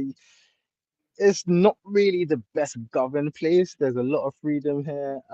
Yeah, they're not gonna check for your driver's license. So whether you have a driver's license or not, you can come get a bike and a vehicle out here easy. So no, whether you have a driver's license or not is actually irrelevant out here. At least on Koh Phangan. I'm not sure about mainland, but at least out here, nah, you don't even need any official paperwork like that. As long as you have the money to pay, boom, you got your bike, you do your business. How did you learn how to ride a bike, brother? Did you learn in the UK or did you learn in Thailand to ride a moped? Yeah, no, I've been riding mopeds from since in the UK, so I always knew how to ride, but it's not that difficult. I've seen many people go abroad, especially Vietnam. I saw this in Vietnam and here they'll learn to ride for the first time here. So, but I was able to ride from back home. Awesome, brother. Awesome. So, Mm. brother, you mentioned a job opportunity is coming your way, brother. Do you want to speak about that? Is that IT or is that something else? Break it down for us, bro. Well, there's two, one non-IT related, one IT related. So I'm in talks with some Chinese people at the moment, and they've got a couple projects coming on, one IT related, one non-IT related. I'll give you more info about that later time, IP. Just once things are a bit more solid, but we're in Hmm. talks right now. And but again, this is why I say, brothers, you're gonna hear me preach it non-stop. The same way IP is always getting at you guys about IT, I'm always going to be getting at you guys about learning languages. And it's because I'm speak Chinese, I'm speaking to Chinese with these particular men.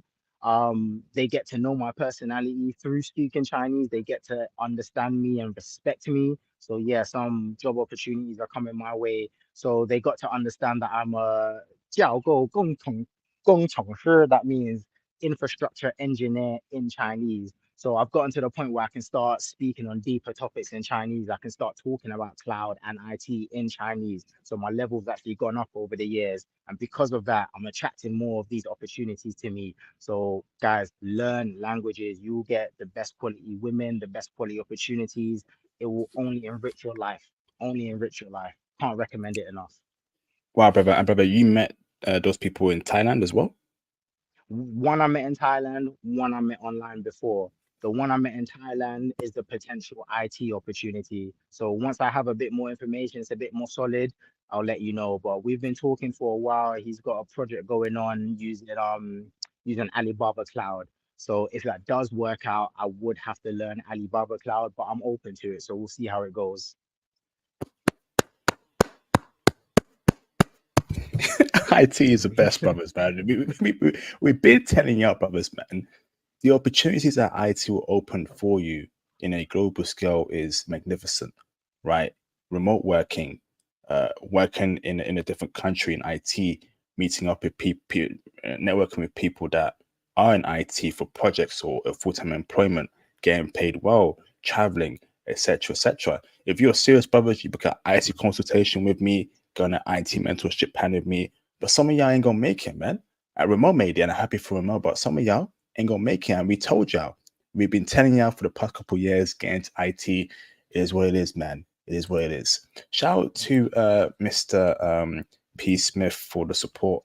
Lizzo twins trying to ride a metal stick. Beware. Ew. Ew. Yuck. Yuck. The bed will break and then it'll go through the floor, then it'll go through the next floor, then the next floor, and before you know it, Ramel's in the middle of the earth. Hell nah, bruv. So, Ramel, Nah, I'm not on it. uh, brother, is there anything else you want to speak on, brother? We have 25 minutes left, brother, before we let you go. Before I open up the phone lines, brother. Um, I guess I'll just conclude by saying, even though we talked about all the madness that's going on here, but guys, just look, just let me give you a quick look. Look around. Like the place is beautiful. This is the beach I'm chilling at right now. It's still early in the morning, so it's not busy. Guys, this is paradise, man. Paradise. There's a lovely beach bar just back there. I'm about to go get a cocktail. Well, no, it's a bit early, but you can get cocktails. About to get a fresh coconut. Or just imagine yourself in the future, whether it's Thailand, somewhere else, wherever you want to be. Picture it in your mind. Picture yourself here with a fine ass lady next to you, chilling, sipping fresh coconut water. The world is yours, man. The world is yours. Go for it. And Pooh always says this. I'm going to reiterate something that Pooh says because I honestly believe it's key. You have to become the man you want to be before you get here. This is one of the mistakes I see guys make. They think they're going to come out here first and then become the guy they want to be. Nah, you got to become the guy you want to be before you get here. That's my biggest advice. Work on yourself first. Learn your languages. Get fit. Get in shape. Because by the time you get here, you want to hit the boots running as the man you are, the man you always wanted to be. Live the life you want to be. You've got to do it before you get here. That's the biggest advice I can give. Amazing, brother. In the word of the great Nas, whose world is this? It's mine, it's mine, it's mine. Whose world is this? From Illmatic, man. Classic, man. If you know, you know, press the one in the chat as to what song is that I'm referring to. You know, classic song, man. Let's open up the phone lines. Let's get some callers in. We've got 25 minutes before we let Ramel go. We're only going to do it for 2 hours, no 3 hours, no 4 hours, no 5 hours like last time. Only 2 hours max. Ramel's got a busy day ahead over there in Thailand. Okay, so y'all can call in. I'm a pin the link on the live stream chat, and we've got 25 minutes for callers. So while we wait for our first call, I'll continue asking questions. So, Mr. Ramel, what's your plan for Thailand then? Is this a part where you're going to retire there, brother? You're going to be there for the next year or so? What's going on with Thailand, brother? What's the relationship with you, bro? Ooh, good question. Good question. So I'm really playing it by ear right now. I don't have long-term plans for Thailand. I'll be honest with you.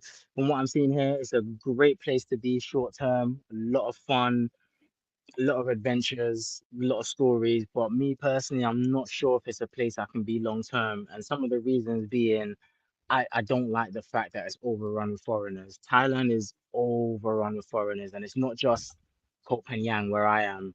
Pattaya, Phuket, too many foreigners, man. Way too many. I don't like it. I want to have more of a local feel, and I understand, as even arts, passport bros movement. It's a bit of a double-edged sword to say I don't like foreigners because obviously I want more brothers out here. I want brothers living their dream. I want brothers getting out there. I do want that. But at the same time, being here is just overrun, especially on Koh Phangan. It's like, am I in Thailand or am I still in the West? It's that many white faces here. Potentially Bangkok. Bangkok is a place I'd like to explore a bit more. I'd give that a try first before I make a final decision. But for now, I'm leaning more towards going back to Vietnam for long term. I can't lie, Vietnam I much prefer than here. If I'm being completely honest, I think Vietnam is better for a long term stay. The women are more beautiful to me.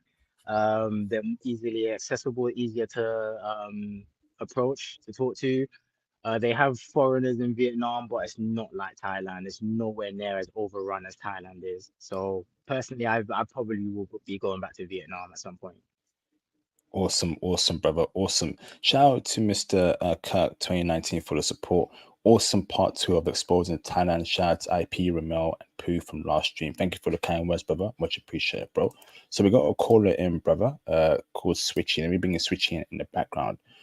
What's going on, What's going Switchy? on, Eric A? What's going on, bro? You Yo, good, Switchy? IP, Romel, what's good? What's going on, my brother? How you doing? I'm just chilling, man. I'm just having breakfast now. Oh, Nice little view from my condo. Just listening to the stream, man. It's like what 9:44 in the morning. Yeah. Same time for Romel. Obviously, he's like south from me, not too far. But yeah, man. Hey, Me and Romel have been corresponding. We've been chatting about a few other things, and yeah, man. It's just nice to see you and hear you giving your experience, man. You're doing your thing down there, bro. Love, bro. Love, man. Much Switchy, appreciated. you Are were you in still in Thailand Bangkok right previously. now? Yeah, I'm not far from Bangkok. I'm like a bit north, like Mm. probably like a 40-minute drive, so it's not too far. Yeah, I'm due to come to Bangkok on the 16th of Yeah, yeah. May. Because you were So saying I on was telling Facebook you was, IP, I was telling Switchy, I've got a competition in Bangkok coming up. yeah, There's a the big, fighting thing. yeah, there's a big international competition going on in Bangkok. So I'll be there for the 16th. So I'll probably go link up with Switchy when I'm there. Oh, the Awesome. 16th. Yeah, the 16th. 16th of April. I'll see You in it because know, obviously. 16th of May, 16th of Oh, May. May. Okay, okay. Yeah, Oh, next month. yeah. I might even be gone by then. Obviously, remember I was telling you Oh, about the swear, other thing. yeah. Yeah, because I might be Okay, going to the cool, gym now, cool. innit? Switchy, sorry, bro. Obviously, we got callers in the background, bro. Um, brother, do you have any questions for Ramel, Switchy? No, not really questions. I just wanted to check in. You know what I'm saying? Just to speak with you, man. I've been liking the stream, and not really questions. Obviously, I've got some experience, like some experiences here that I can talk about as well. But Yes, please. oh Maybe yeah, we can I do it. mean, Maybe we can do a yeah, stream in the future, bro. yeah, perhaps. But I don't Okay, really cool. like IP, to I have a talk too question for much. But Swishy, if that's okay. yeah, Of go I course, on, got go a on. question for Swishy. So Swishy, what I said to IP earlier, I said, in terms of finding like a proper, more long-term girlfriend, not on this pay-to-play thing, which is most for Yeah, Thailand. I yeah. suggested, I personally think Bangkok is the best bet. And you had Mm. experience living there. What's your take on it? Would you say Bangkok is the best place to find a legit relationship, or do you think other places? Because I'm thinking Bangkok is really the best bet. What do you think? I think it could be better than some of the more famous islands like the Phukets Mm, and the like the main party destinations. Yeah, you're word. usually gonna find the pay for play there. But I would say over Bangkok, I would say it would probably be better to find like one of those low key provinces that are outside Mm, that where they've not been so in touch with like Western culture and stuff. I reckon that would be your best bet. But yeah, as far as me now, I mean, I'm in a relationship now with a girl. It's like my second one since being here. Like my first one. Remember that picture that I had on Facebook where I was driving the Beamer? mm. Yeah, that was my ex. Yeah, so she used to let me drive her car around and that. So I'll be driving it to work. Brand new Beamer, like I was pushing that for a minute, but then yeah, she just got a bit crazy, so I had to kind of cut her off. It's actually funny. I was talking to an American guy, another brother, and we was hanging out the other day, drinking, chatting, and he was like, "Bro, you should get back with her." And that. But I was just like, I just couldn't deal with the ups and downs in the moods and that. It just started to just annoy me. It was like, raw. She Okay. always seemed to be upset about something. But yeah, that was cool because everything else was perfect as far as, she would clean my apartment, cook, everything would be sweet. Like, I should pay for a lot of things. But yeah, that one kind of ended. And then I'm in one now with a girl who's younger. So she hasn't really got as much money as the other one, but she's got a lot of the other good qualities that we talk about as far as the femininity, cooking. Like even now, um, I bought like some food, so when she comes over there, she's gonna cook and do all that other stuff, man. So yeah, man, Thanks, and Switchy. and she ain't fat neither. Thank you, bro. All right, thank you, Switchy. Yeah, I got to be another caller, brother. We're limited time here. Thank you, brother. Let's touch like base, cool, brother, cool. privately. Appreciate you, bro. Let me bring in Mr. Lobo Pro. Lobo Pro, give me a thumbs up, brother, if I can bring you in. Camera on or camera off? Camera off. All right, turn your camera off. James, I see you in the background, bro. I'm gonna bring you next. Hold on, James. Let me bring in Mr. Lobo Pro in the background. What's going on, Lobo Pro? How you doing, brother? I'm doing good. I'm doing good. How about you guys? Fantastic, bro. Fantastic, brother. Fire away, Lobo Pro. You have any questions for Mel? Yeah. Did you experience any like normal Thai chicks? I know when I went to Bangkok, I was in Bangkok for about a month, and I would get chicks that usually went to the bar every single week, and those would be like the normal chicks, not the working girls or the girls with allowances. But even those girls were like kind of what you said. They were more on the liberal side, partying, sleeping with a bunch of guys. So, was there any like just normal, regular chicks that you dealt with? Yeah, so as I said earlier, so with the local girls, the best places to meet them for me, especially on this island, is the markets. The markets are the best place. So There's a one particular market here.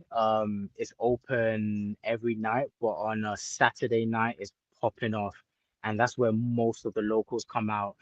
It's hard to find locals in droves here because it's so overrun by expats. Most of the locals you see here, they're working. They're working in the shops. They're working in the restaurants. You just see them mainly just on their hustle, on their business, working.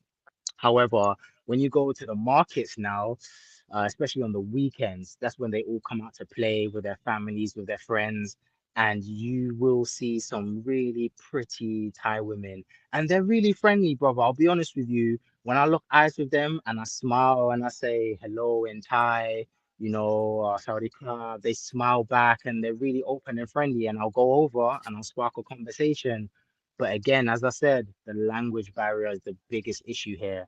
This is why I said I think Bangkok is the best bet for guys who don't want to pay for play, which it is in Bangkok. Don't get me wrong. There's still a lot of pay for pay in Bangkok, but I think it's the best place where you can have the highest chance of finding a local woman to date more long term or regularly, where the language barrier wouldn't be an issue. The best women, like Switchy said, you might want to go to the provinces. That's where you're going to find the best women, but the language barrier will be a big issue. So, all in all, to conclude, the women are friendly. They are open from what I'm seeing. I'm not going to say it's impossible to get a Thai girl. You absolutely can. But either go Bangkok and do your due diligence or learn the language because that's the biggest barrier because they are open. I see it. Some of them, I see the attraction. They're vibesy. They're cool. I've been in 7-Eleven a few times, seen some gorgeous Thai women. I just type into my Google Translator. I say to them, hey, I wish I knew how to speak Thai because you are drop dead gorgeous. Then they'll start laughing, start smiling, giggling with their friends. We'll try to talk to each other, but eventually it just fizzles out because of the language barrier. Okay. Robert, if you have any questions, hold it, brother. I got to make sure I'm fair to everyone. Pooh, are you there in the background, bro? Can I bring you in, Pooh? All right, Pooh, hold on, brother. Camera off or camera on, brother? Camera on. Thumbs up, yeah? All right, camera on. Okay, let me bring in Pooh. After Pooh, I'm going to bring in James. After that, I'll bring in Ninja. Let me bring in Pooh in the background first. What is going on, Mr. Pooh? How you doing, brother? What's good? What's good? I'm enjoying the stream. Another one, another classic. Thank you very much, brother. Thank you. Yours was a classic last week as well, brother. So much appreciated, bro. No problem, man. I think we just had the right vibe going on. We asked you asked the right questions, and just I guess I told things from the heart, so it just went from there, resonated.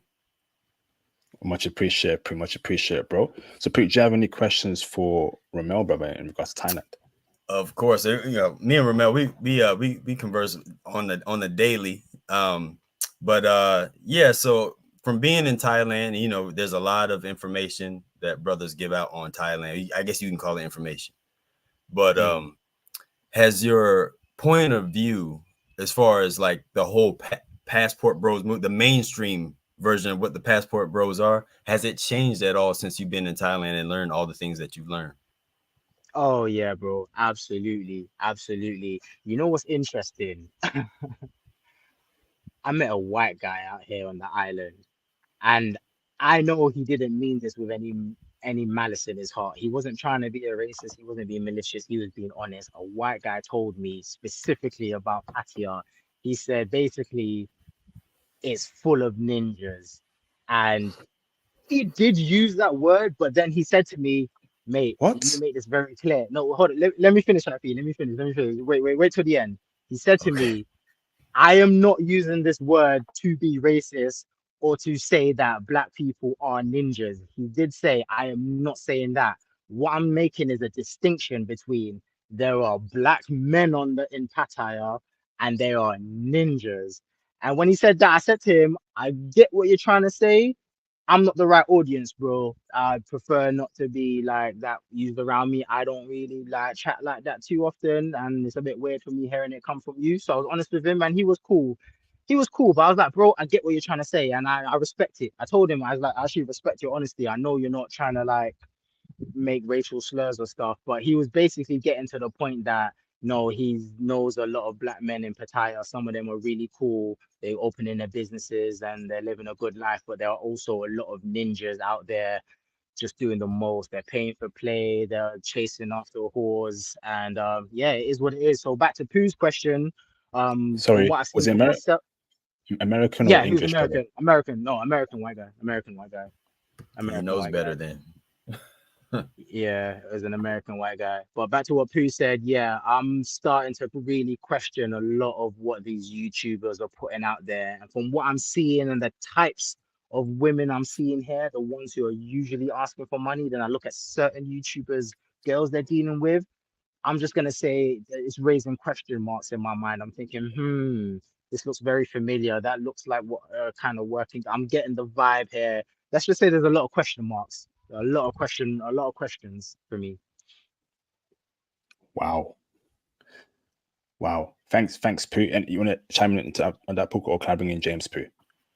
No, real quick. I mean, I know you're in Thailand and you dealt with like international girls. Are you getting most? Is most of your attention you're getting, is it from international girls or is it from the locals? Mostly from international girls. I'm getting attention from the locals, absolutely am. But like I said, it's hard to take it anywhere because of the language barrier. None of them really speak English here. But with that being said, though, I've got two local Thai women I'm talking to right now. I didn't mention it earlier only because I haven't taken it as far as I want to, but it's still in the early stages. So one, I met at the marijuana shop.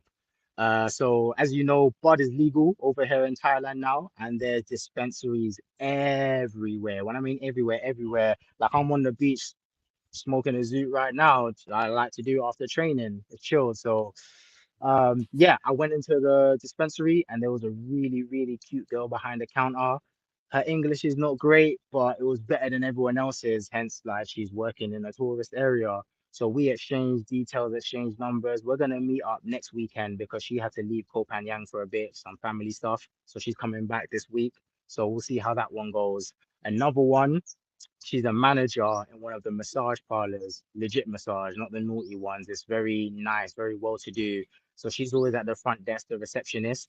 Her English name is Lisa, real cute. She's about 28 years old, not married, no kids. So we've been talking for a while. I just recently got her contact information yesterday. I've been going into the massage parlor. I think I've been in about 3, 4 times now. And she's real sweet, so cute, speaks very good English, but it's rare, very rare. So yeah, it's possible, man. It's possible. Those are the two Thai girls on my line at the moment. So we'll see how it goes. We'll see how it goes. Thanks for that, Pooh. Before I bring in James, brother, what about getting your haircut? Is there like a black barber on the island, brother? Do you cut your own hair? I want to know about that, brother. Actually, I have interest. Yeah, it's funny you said that, man. So the two things I always look for anytime I go to a new country is firstly a gym to train at, and two, where can a guy get a haircut? So I'm lucky. There's a British YouTuber. His YouTube channel is growing right now.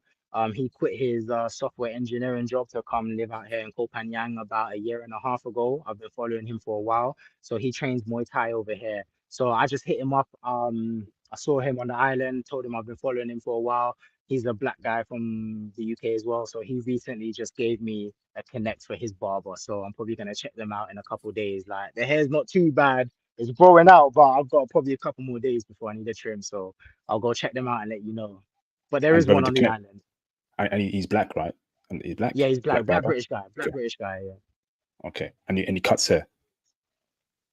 Oh, And sorry. I thought you meant the guy who told me about the barber. No, the barber, I'm not too sure. I'm not too sure whether the barber is Thai or black. The guy just gave me the link to the shop. So I haven't been there yet. I've just got the location and he just assured me, yeah, these guys are the guy to go to cut black people's hair. So we'll see. We'll see. And I saw his haircut. It wasn't great, but it wasn't awful either. So we'll see how it works. We'll see how it goes. awesome, brother. So can I bring in James? James, give me a thumbs up, brother. James, you there, brother? Can I bring you in, brother? Camera on? Is that okay? Camera on? Okay, let me bring in James in the background. Hey, James. Hey, James is here. What's going on, James? How you doing, bro? What's up, man? Yeah, I'm doing I've been told a fantastic, lot brother. about How that you doing, bro? island. You good? I've been told a lot about that island. People keep telling me, I should try to get there, but I've been trying to look at the ferry system and the best way to get there. So I'm definitely going to do it. And I keep wondering for Sokran because my visa well, my apartment complex gets me to April 13th, and my visa gets me to April 15th.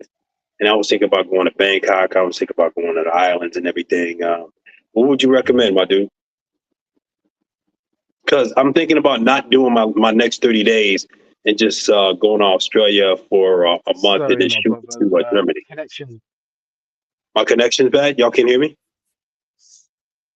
I can Yeah, I hear you, can hear bro. you. Just a But little I think choppy. What was the question? What was the question, IP? so. His question was, oh, go on, James. You explain it, bro. Go on, James. Well, I was, I'm thinking about not doing because I have already been here in the mid-April. I'll be here for 2 months, and I'm thinking about I'm not really feeling it to do my next 30 days. And I'm thinking about, since I'm going to be here to the 15th, I want to do the Songkran. But I'm thinking about Bangkok on one of these islands. What do you recommend? Definitely not Pattaya. I don't want to be here. I'll Ramel's probably recommend frozen. Bangkok. Yeah, he's frozen. Oh. I thought he was talking about his connection. I thought he was talking about mine. Come on, Nova Pro. Can you answer that, bro? Yeah, I would recommend Bangkok. I'd probably go to either like the main nightlife, so Nana Plaza, or you can also go to Khao San Road. That's usually where most people are gonna go and check it out. But I wouldn't recommend the islands because that's gonna be more of the younger crowd and they're gonna be more rowdy and it's probably gonna be a little too wild out there on the islands. I might want that. Okay, I I'm can hear rough you too. now. I can hear you now. Then that might be the I vibe. come from Vegas. That might be the vibe then. I party hard, man. I don't care Sorry, if I they missed wild you out. guys. I just got back. If What they did you run say, into an brother? I elbow, that's just can hear you okay. now. I don't mind Do you that. want to Because, repeat? yeah, Do you want go to repeat ahead. your question? Do you want to repeat Yeah, your I was question, asked. James? I was thinking about what would you Good think is the morning. best part for Songkran for mid-April? Oh, Songkran. Oh, bro, I'd say anywhere in Thailand, bro, because from what I'm seeing online, it goes off. Like, it's a big festival here. For the guys that don't know, that's the water festival that they do over here. Big festival, bro. I'd say anywhere on the island looks like, anywhere on the country, it looks like it's going to be All right, popping cool. off. All I right, say cool. wherever you have the most interest. All right, cool. So my more direct question is, when you say you kind of say, do you believe that you separate the way you travel is different than what the different from passport bros? That says that you're not a passport bro. You think that? I'm going to say this, brother. It depends on what do we define as a passport, That's what bro. I'm trying to do with you, out of fairness. Yeah, Out of fairness. yeah. I For always speak me, with respect, man. I never come for people. I don't do that. It's pointless. You know what I'm saying? All you're gonna do is you get mad, I get mad, we wild out, nobody learns anything. You know what I'm saying? It's stupid. So all right, so let me cut it short since you too sharp, man. That's what it is. I can't do my usual interviewing tactic. You too sharp with it. What do you believe is a passport, bro? for Especially in me, terms of the dudes that come to Thailand, which means all the islands and all the cities. In a for nutshell. me, For Yes. me, my idea of a passport, bro, is a man who's fed up with the quality of life back home in the West. So he's looking to go abroad for a better quality of life. Now, what do I mean by quality of life?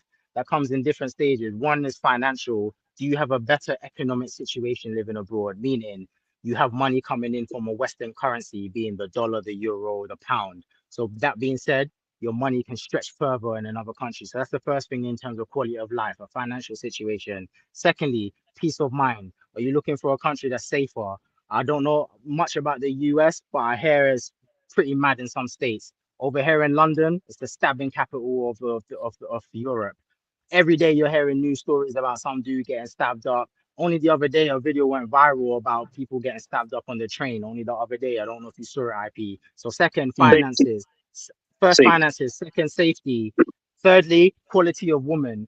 Now, when I say quality of woman, it depends on what you're on. Some people are on messing around, going crazy, and some people want to settle down and find a wifey. Whatever you're into, you're into. But for me, it's more about the quality. I'm not saying I couldn't get girls back home. I could get girls everywhere. The UK wasn't really an issue for getting women for me. It was more of the quality Okay. of women. So The can women I are very masculine. Sorry, go ahead, brother. so can I present this to you? And I've said this on his show when I did mine. So check the show that I did on Pattaya and definitely respond and tell me what you think. Pretty sure people will be very interested to see what you have to say, for sure. that dudes who are traveling and just, you know, looking for easy girls and just banging girls here and there and everything and just traveling for that. Isn't it fair to say that they're not passport bros and their actions should not be categorized with us? And that it's recognized that by allowing people who don't look like us to say that, what they're doing is saying passport bros are just black dudes who are traveling. See the ones over there acting up? That's passport bros. Shouldn't we be moving and coming on here a little bit better to make sure that we don't let them do that, because that's what they're doing, which is why you dealt with that racism you talked about. Isn't that fair? I definitely say you have an argument to say that, brother. And I'd say for the most part, I'm in agreement with you. No, I wouldn't call that being a passport bro. I'd call that being a sex tourist, which is very different. For me, a passport bro is someone who's escaping the West to have a better quality of life abroad. That's what.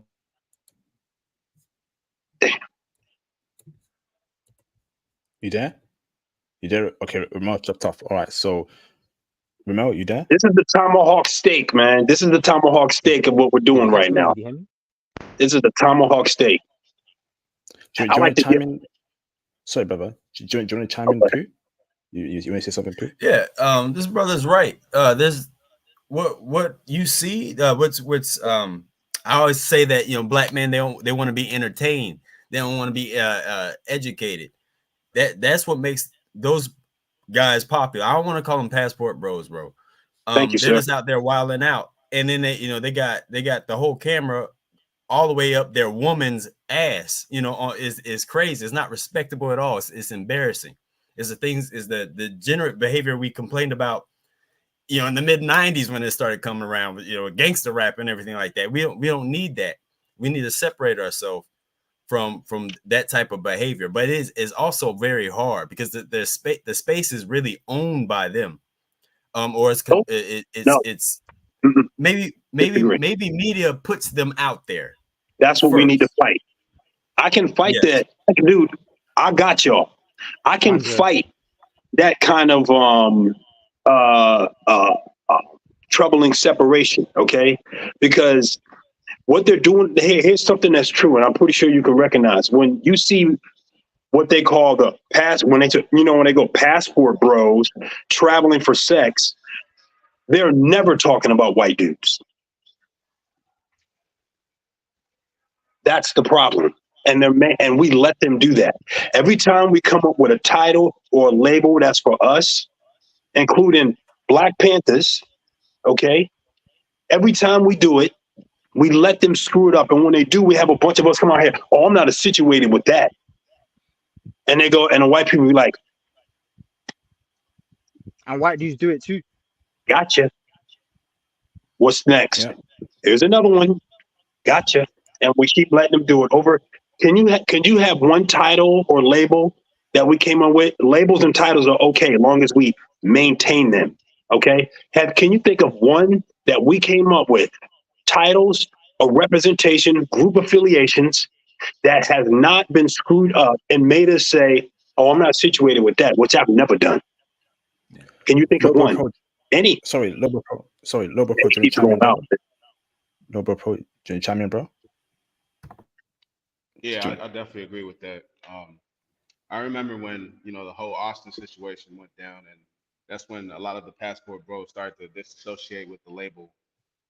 And I don't necessarily agree with that. I think ultimately what certain people's actions don't really reflect on the entire movement and the entirety of what it's supposed to do and what it's supposed to represent. So ultimately, you know, it's up to the individual to choose how they are going to represent the group in total.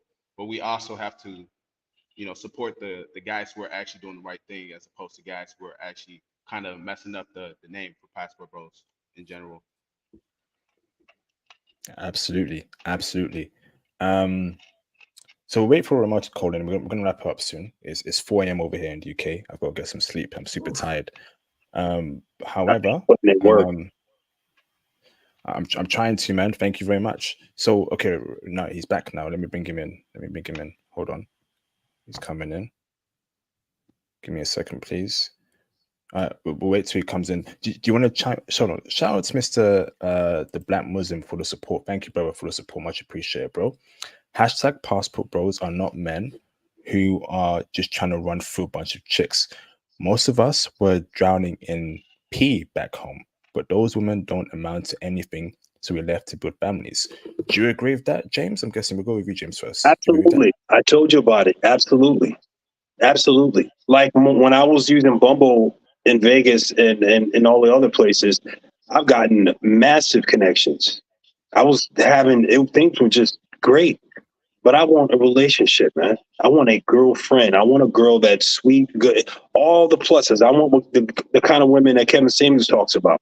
And the chances of getting that in the US, man, it was too much. And I was meeting girls that I thought were there. And next thing you know, there's this major flaw. And it was because it was the West. You know what I'm saying? I like my options, but it's not just women that I'm going for. Peace of mind, safety, getting away from the racism, the garbage, the chaos, and everything else. Is all of that. So absolutely, I agree with that. You know, Awesome. we looking for a whole enchilada. Yes, indeed. Mr. Pooh, do you agree with that, brother, or disagree? Yeah, I just think it's almost like what we look for, that negativity on YouTube, and we just kind of play into it. Yeah, it's never been difficult getting a woman from the West. Come on, it's the West, you know what I'm saying? But yeah, it's always the quality that was an issue, and then the issues they had and how they were controlled. So yeah, I wanted something that was more of a genuine experience. That, and then yeah, safety. I didn't even know that, you know, the places I was going to was that safe. It hit me one day when I was walking down the street and I saw a cop, and I was like, wait a second. Like, usually I used to stress when I saw a cop. Oh snap, let me get my act together. Oh, let me walk different. Let me get myself together real quick so he doesn't bother me. And I was like, whoa, I haven't thought about that in months. That was in Okinawa. I was like, yeah, I haven't thought about that in months. Like, it was like a weight lifted off my shoulders. But yeah, we love to be entertained. So anything that shows women, I mean, we're all about women. We're gonna risk our life for a woman. I don't get it. But it's just, it's just how it is. But yeah, we definitely need to. My brain's starting to go like, man, how can we separate ourselves? How can we? I guess maybe it's branding. Maybe we need to brand ourselves just a little bit differently to ask you a question. Separate ourselves. Can I ask you a quick question? Before you say so, brother, Mr. Lobo Pro, what's your thoughts, brother? Lobo Pro, what's your thoughts, brother, on this comment? Do you agree or disagree? Can you say the comment one more time? So the comment here, it says here, passport bros are not men who are just trying to run through a bunch of chicks. Most of us are drowning in box back home, but women back home don't amount to anything, so we're left to build families, brother. Do you agree with that, brother, or do you disagree? Yeah, I definitely agree with that. Me personally, coming out here, it wasn't really just for women. You know, I definitely seen the videos, wanted to check it out, see how the women were, but it was mainly for that safety, you know, the affordability, and just seeing what the world has to offer. So I think that's what, you know, majority of the Passport Bros is about, is just seeing what's out there, you know, exploring the world and really just having a good time. And just women in general are just an addition to that. So I don't think it's just about the woman, but that's what most people try to present, you know. So because sex sells ultimately, so you're going to show the women, you're going to show the lifestyle, and that's how you attract more men to try to come on board. But ultimately it's just about having, you know, having a good life while you're out here in these countries, and just checking it out and seeing how life is in all these different countries. Awesome. Ramel, how long do you have left, brother? Are you there, Ramel? You're on mute, brother. How long you got left, bro, before we wrap it up? You're on mute, Ramel. Okay. All right. We'll wait for Ramel. Did you want to say something, James, before I cut you off? Yeah. I was gonna say, we talk about how we separate ourselves.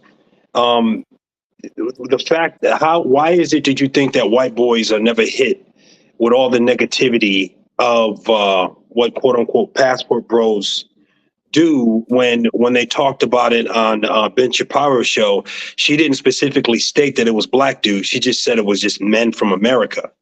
And Ben Shapiro didn't even make any. They didn't make any known to say that it was just black dudes.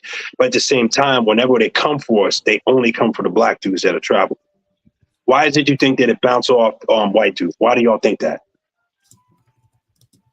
Facts. Brothers, I'm back, by the way. I got Wi-Fi now, so I'm all good. I went to the beach bar, so I'm on the Wi-Fi. I'm good now. Ramel, how long do you have left, brother? We're over 2 hours, brother. I just want to make sure we're No, we're good, man. I can probably go for another half hour. okay. Okay, brother. Yeah. Let's do it. Let's do it then, brothers. Feel free to call in if you have any questions for our guests. I've got a new caller, Ninja. Can you turn your camera on in the background, please? So I know you're not a troll, please. Ninja 55. Ninja, you're good. Sorry, Yes. Mhm. just real quick. I just wanted to ask if it was okay to just quickly respond to the brother's question he had for me before about whether those guys should be considered passport bros. Of course. Carry on, brother. Yeah. Carry on. Yeah. Yeah, sorry for the connection issue, brother. But yeah, to quickly respond to you, yeah, I think I'm in agreement with you. Those guys, they're not passport bros, they're sex tourists. And I think that we should make a major distinction because people want to destroy us in the media. This is actually an agenda, bro. This is what they want. I don't believe it's an accident. They want to paint us out to be these sex tourist guys who are losers back home. But we all know that's not true. So we need to start taking care of our own narrative. So with that being said, I've actually recently bought a 360 camera. I've been taking crazy footage. I'm going to be starting my own traveling YouTube channel to show a different version of what a passport bro looks like. So stay tuned. Awesome. Good stuff, Ramel. Fantastic, bro. Awesome. Let me bring Mr. Ninja in the background. What's going on, Mr. Ninja? How you doing, bro? Hey, what's up, IP? Hey, what's up? How y'all bros doing? What's going on, man? Fantastic, bro. Fantastic, brother. Fire away, Ninja, for any questions you have for Ramel. You got half an hour left. Oh, okay. Oh, yeah, I got a couple. First, I would like to ask, does the woman care about height over there or height? It don't matter. It don't matter because over here where I live, I've been struggling because we get girls over here because of my height and everything. Even though I've been dressing nice, been matching. I can answer Okay. that. You want to go? I go. So when it comes down to the 9s and 10s of Thailand, Bangkok, an island where he is and stuff like that, where he's meeting a lot of foreign girls, they do care about height. I'm talking about 9s and 10s in Thailand, the ones who are of higher quality. They do like it when you're taller than them, and when you're shorter than them, they really don't like it. Okay, these girls can get the best of men, so and they know it. Unless you go way out into where the farmlands are over there, and they're not met with so many foreigners, and they might be a little susceptible to that. But if you go into the big cities like that, Pattaya, and everything. But if you're just going to the regular clubs or regular places, getting regular girls, they're really not going to care. But they'll still have a little less respect for you if their height or shorter than them. That's just the truth. Oh wow! Because over here, I've been seeing even 400-pound guys with hot women. I guess it's like that over there too. Mm-hmm. Okay. All right. Hold that thought there, Ninja. I got Black Muslim in the background. Thank you, brother. Sigma Black Ronnie, can you turn your camera on so I know you're not a troll, please, brother? So I know you are a brother. Black Muslim, can you turn your camera off? Turn it off. Thank you, brother. Let me bring in Mr. Black Muslim. Sigma Black, can you turn your camera on so I know you're not? Yep, Sigma, you're confirmed. Thank you, brother. But let me bring in Black Muslim first. What's going on, Black Muslim, brother? How you doing, brother? What's going on, fellas? How y'all feeling, man? Yo, Anis, All my guy, right. what's going on, We're bro? good, man. Much, man. Hey, y'all have some deep conversations every other night now, man. What's going on? It's been like, come on, brother, carry on. Sorry, bro. What you say, Happy? No, brother, it's been a crazy past 2 weeks, man. From the career stream last week to the stream we had this week to James, it's been a crazy past couple of days, brother. But fire away, the bro. subject that you guys are talking about, like who's really a passport, bro, that's something that should be a stream right there, bro. And I think it should also bounce to the other, respectable passport bro channels too, like, because like too many people try to grab our narrative all the time. Like somebody else said in the chat, we had a stay woke thing, and then they turned that into a LGBT, whatever. So I ain't gonna say too much about that, but you know what I'm talking about, IP. So Yeah.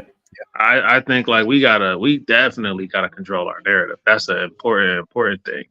And it's like they start like, have you heard about passport bros? Like they act like they didn't hear about it, which they definitely heard about it. But then they want to weigh in on it off the top. I heard like a pastor. You remember that one where the pastor was talking about it, and he's not even You know, he's not even straight, but he's having something to say about it. It was a whole bunch of different people like weighing in on our narrative. And it's just insane. Like, why are you guys talking about what we got to talk about? So we gotta control our narrative, man, as much as possible, man. But you know Facts. what it That's is what. as That's well, what. Anis, man. It's like then we got to ask the question: how do we control our narrative? How do we do it? And this is why, yeah, man. The sooner we can get more brothers who think like us over here, the better it's gonna be. Because what I'm seeing and what I think we can learn from the Israelis is they're efficient. And I said this to IP the other day. They're not just talking; they're making moves. They got communities established everywhere. And this is what we need. We need to start getting brothers over here and establishing our own communities. Because I'm learning from the Israelis, and they're doing it properly, and they have major influence here. So, I brother, agree. Mr. Ramel, how do Israelis move that, brother, in Thailand in terms of business, in terms of money, in terms of infrastructure, in terms of, move as a unit, brother, They're and the big in the image? real estate game. They're big in the real estate game. They're buying up properties here. They have a lot to say. Them and the Russians specifically, the Israelis and the Russians, they're big in the real estate game here. And then they have their Okay. own businesses such as yoga studios. They have rich families here, yoga studios, restaurants, bars, but specifically real estate. They're big in it. I mean, Wow. This is just to let first-hand y'all know, intel from the ones I'm meeting.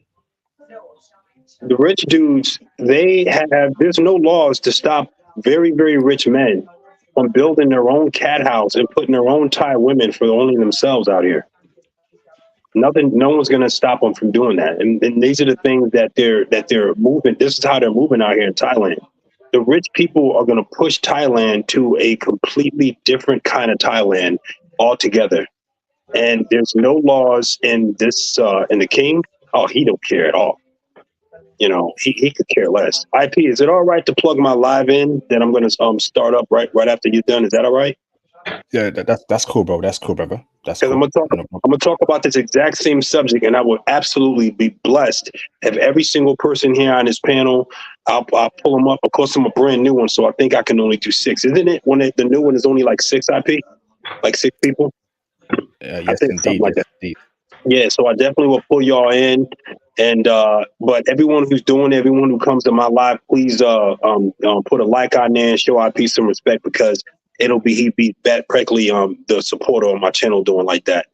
And I'm gonna talk about the same subject, and I'm gonna run it exactly the way he does. You know, the dude is like I'm teaching me how to do this stuff because I'm damn sure new to it. You know what I'm saying? So right after he's done, I'm gonna open my live, and I would love for y'all to come up. I'm gonna plug my stuff in right now for y'all.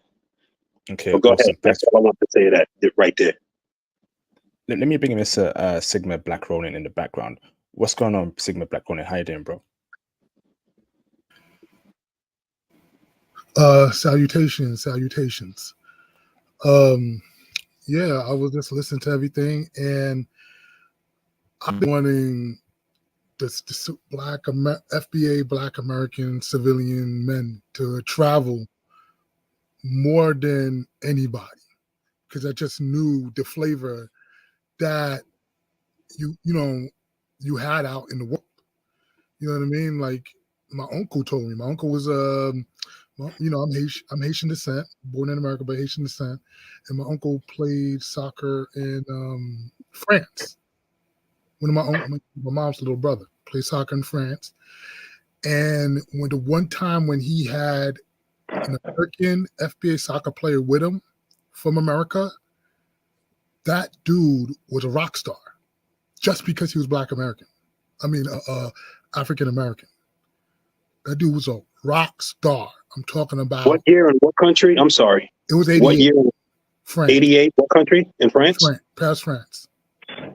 Yeah, that sounds about right. I've heard. And carry on.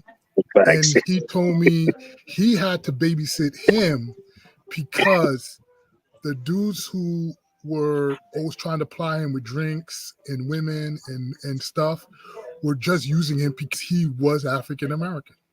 They were trying to use him just because he was African American. And I'm talking about as soon as he spoke with the twang, with the swagger, they were like, "Where you from?" "Oh, I'm from New York City," or "I'm from Compton," or whatever.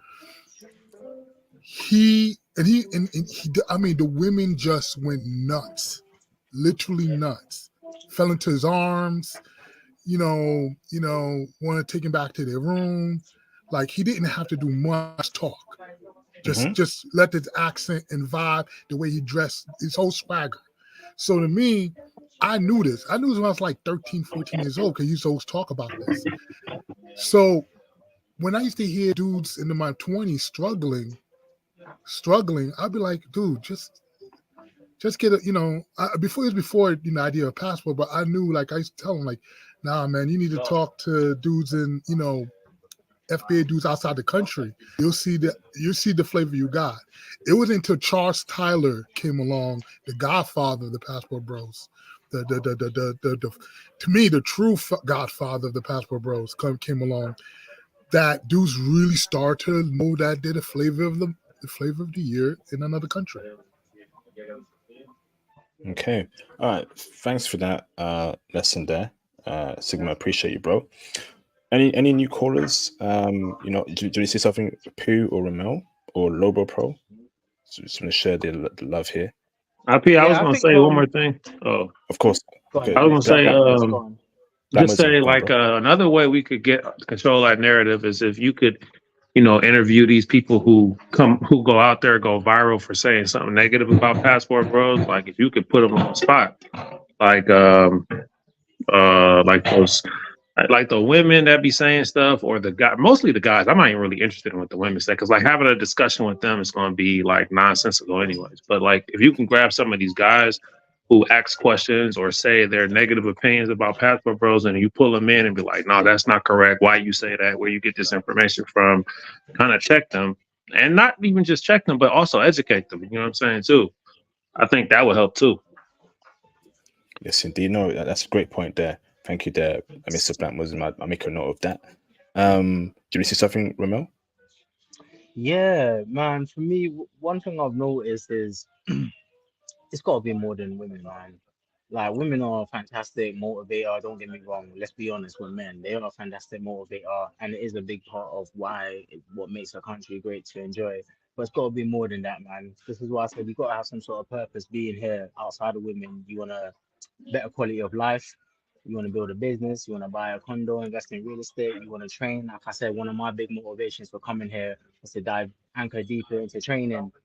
So I definitely suggest, or whether it's language learning, but you gotta have something, man. You gotta have another motivator besides just dating foreign women. I truly believe that. I'm not sure if you feel the same way, but I think it's needed, man. Because after a while, Thanks, bro. once you get used to dating, like, bro, you know my story in Korea and China. I was dating like crazy, and after a while, the women thing is only super excitable to people, for people who are not used to getting women. Once you're used to getting women and it becomes second nature to you, it's nothing. You're gonna start needing other things in life, man, something else to do, because it's just like, all right, cool, you can't smash all day every day. And when you're used to getting women, the novelty wears off, man. You're gonna have something else to do in your life, so you need something else as well. It's like women when you come out here. Facts, bro. And that's why I'm pushing out IT and tech for brothers. We got the Israelis, doing well in the real estate game in Thailand. Why can't we obviously do something in tech, about tech skills, AWS, Python? That's what we're teaching the brothers here. I start building on from there. And then obviously crypto is there as well. I'm trying to push out crypto for brothers, during this crypto season. So we got some big ideas, but you're speaking facts there, Ramel. It can't only be about women, but obviously about culture, about breaking out the matrix, getting out the West, because the West has fallen. It's just too much of a nonsense society. How do we go out there and do great things? So shout out to Mr. Pooh. Shout out to Pooh. Second time today. Thank you, Pooh, for the support. Salute to you, brother, for the support, brother. He says, monetize your haters, IP. Yes, indeed. Yes, indeed, man. That's a great point there, Pooh. Appreciate you both for the support, man. Thank you so very much. All right, so do you want to say something? Who's been quiet? Do you want to say something, Mr. Pooh? You've been quiet, brother. You want to chime in, brother? Thanks, man. Thanks. You want to say something, Pooh? Yeah. I second. Like I said, I talked to Ramel all day long. I second what he says. It's I know a key motivator for being in this space is issues with women, but yeah, you're gonna have to really you're gonna really have to find your purpose in life. The only way to do that is doing self work. Honestly, women, it gets old. I mean, I haven't touched a Western woman in 12 years, bro. Yeah, it gets old, you know, so you're gonna have to find something else to keep you over here, to get you to even come over here. I mean, if you're over here for women, you definitely got problems back at home. But yeah, it's some type of business. Quality of life is over here. U.S., England, those are more lower quality of life places. I think one of the highest is like Taiwan. I say that's one of my targets. I think the highest is somewhere in Europe. I think it may be Spain. But you got to get out there. You got to find some type of business, some type of real reason to be over, to be out the West, whether it be, you know, your professional life or just wanting to chill, wanting to get away from all the craziness of the West. To me, that's a true passport, bro. Honestly, and you know, forget the women, bump the women. Women gonna be women everywhere you go. You'll notice if you get enough, you're gonna find a woman that's just like the woman back home.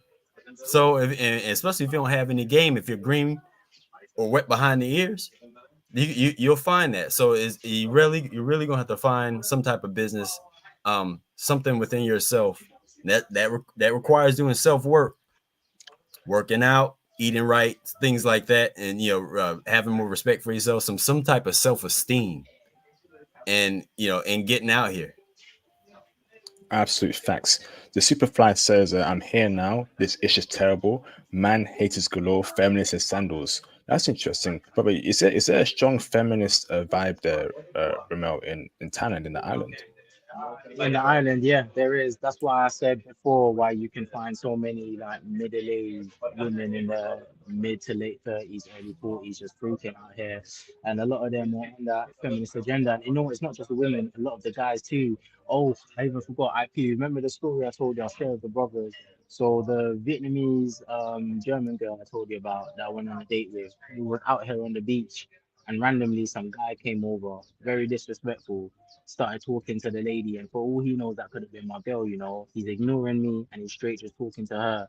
So then in the end, I see her look at me. She gave me the side eye. I could tell she's uncomfortable. She wanted the guy to leave. So I went up to him and I said, "Look, man, we're trying to enjoy the evening. I think it's time for you to go now." And then he looks at her and says, "Oh, this guy's a red flag. He's speaking for you." And I'm thinking, what kind of feminist bullshit are you on? You telling the woman that I'm a red flag because I'm speaking for her. But you know what? She's a good woman. She said, actually, no, I'm glad to be spoken for because she thought he was creepy and she wanted me to get rid of him. So yeah, it's not just the women out here that have some weird feminist movement. A lot of the men are too in this spiritual space out here. Wow, unbelievable, man, unbelievable. And we'll keep it PG, please, brother. A voice fan, please, Ramel. Shout out to Mr. Marius for the support. The young Turks coming after the past proposals now as well. And mainstream isn't interested in the truth. They have the narrative. Yes, indeed. That's why my channel, we got the right brothers here, educated in IT, who had the right mindset to represent us on the channel, man. So great super chat there. Awesome. All right, so we got 13 more minutes left before we let Ramel go. So 13 more minutes left. Ramel has to go. He's a very busy man. So let's go to everyone for closing statements before and then we'll wrap it up there. So Mr. James, do you have any closing statement, bro? I'll say this. Our image is what they're going for. Okay. For example, what if Harry Potter was a black dude? Real quick. Then it would be seen as attractive for a young, nerdy black dude to get the girl. A gorgeous girl. That's how they do it. No image in the world has been uplifted and glorified as the white man's face. No image in the world in the history of mankind has ever been crapped on as the black man's face. Think of all the TV shows, all the movies, even today, the CW, all the different images and different versions of white guys that are glorified and seen as attractive to get the girl. And now let's ask how many different versions of black dude has been seen as attractive and safe for us today. The fun, cool, and you know, happening and fun person. How many different images of us have been seen as that in media? If you really back up and study this, you will see how it's being done, and then make it force. And that's why when you look on TV and you really pay attention to the black characters in these movies and TV shows and everything, they have a tweak about it. Terrence Howard talked about it, is we're not allowed to be sexy or attractive. And even though you say it, it's like, well, wait a minute, that's not clear across the board. He's foreign. He's you know, but yeah, that's what's happening to us. And we're letting it happen. We're letting it happen. Okay. And if you really want to say, like, how do you defend against it?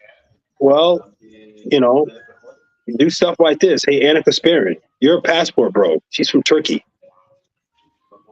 And if if a brother is well, any man or any woman is living in one state and she travels to another state, and the kind of people that he or she or them want is like smiling and they're getting affection, I guarantee you they're going to find a way to relocate to that area. Why do you think people relocate so much in the United States? I guarantee you, top notch, the number one reasons, aside from work and career, like I did, moving up in the federal government, you almost always have to move to another state if you want that next GS.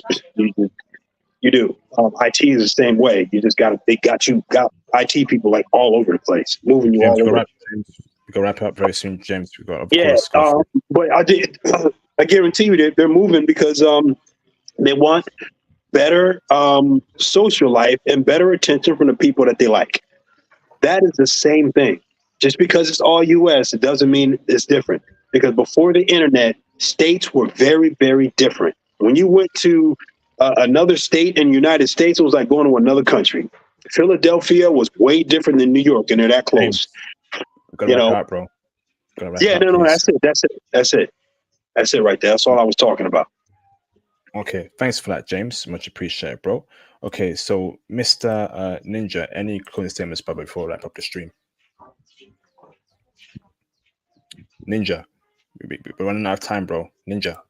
Never mind, that's okay. All right, thanks for that, Ninja. Appreciate you, bro. Much appreciated. Okay, so Mr. Sigma Black Ronin, any closing statements, please? Yeah, I just want to say what we need to do if we really want to. First, we start with our clique. You know what I'm saying, IP? We start with our clique. What we do is that we organize. Well, how do we organize? We form an association. An association will allow who we allow to be within our association. We'll have principles, we'll have guidelines, and we'll have regulations on how we do things in our own, how we deal with our own members. This is how we can move forward. We can't control everybody, but we can control what we do in IP space. You get what I'm saying? So that's why I was saying, like, we should start maybe a Passport Bro Association or Passport King Association, something that can be copyrighted. And when they use the term or try to negate or try to character assassination on Passport Bros or the Passport Bros Association, we can sue them. We can hit them with defamation. So that's in America.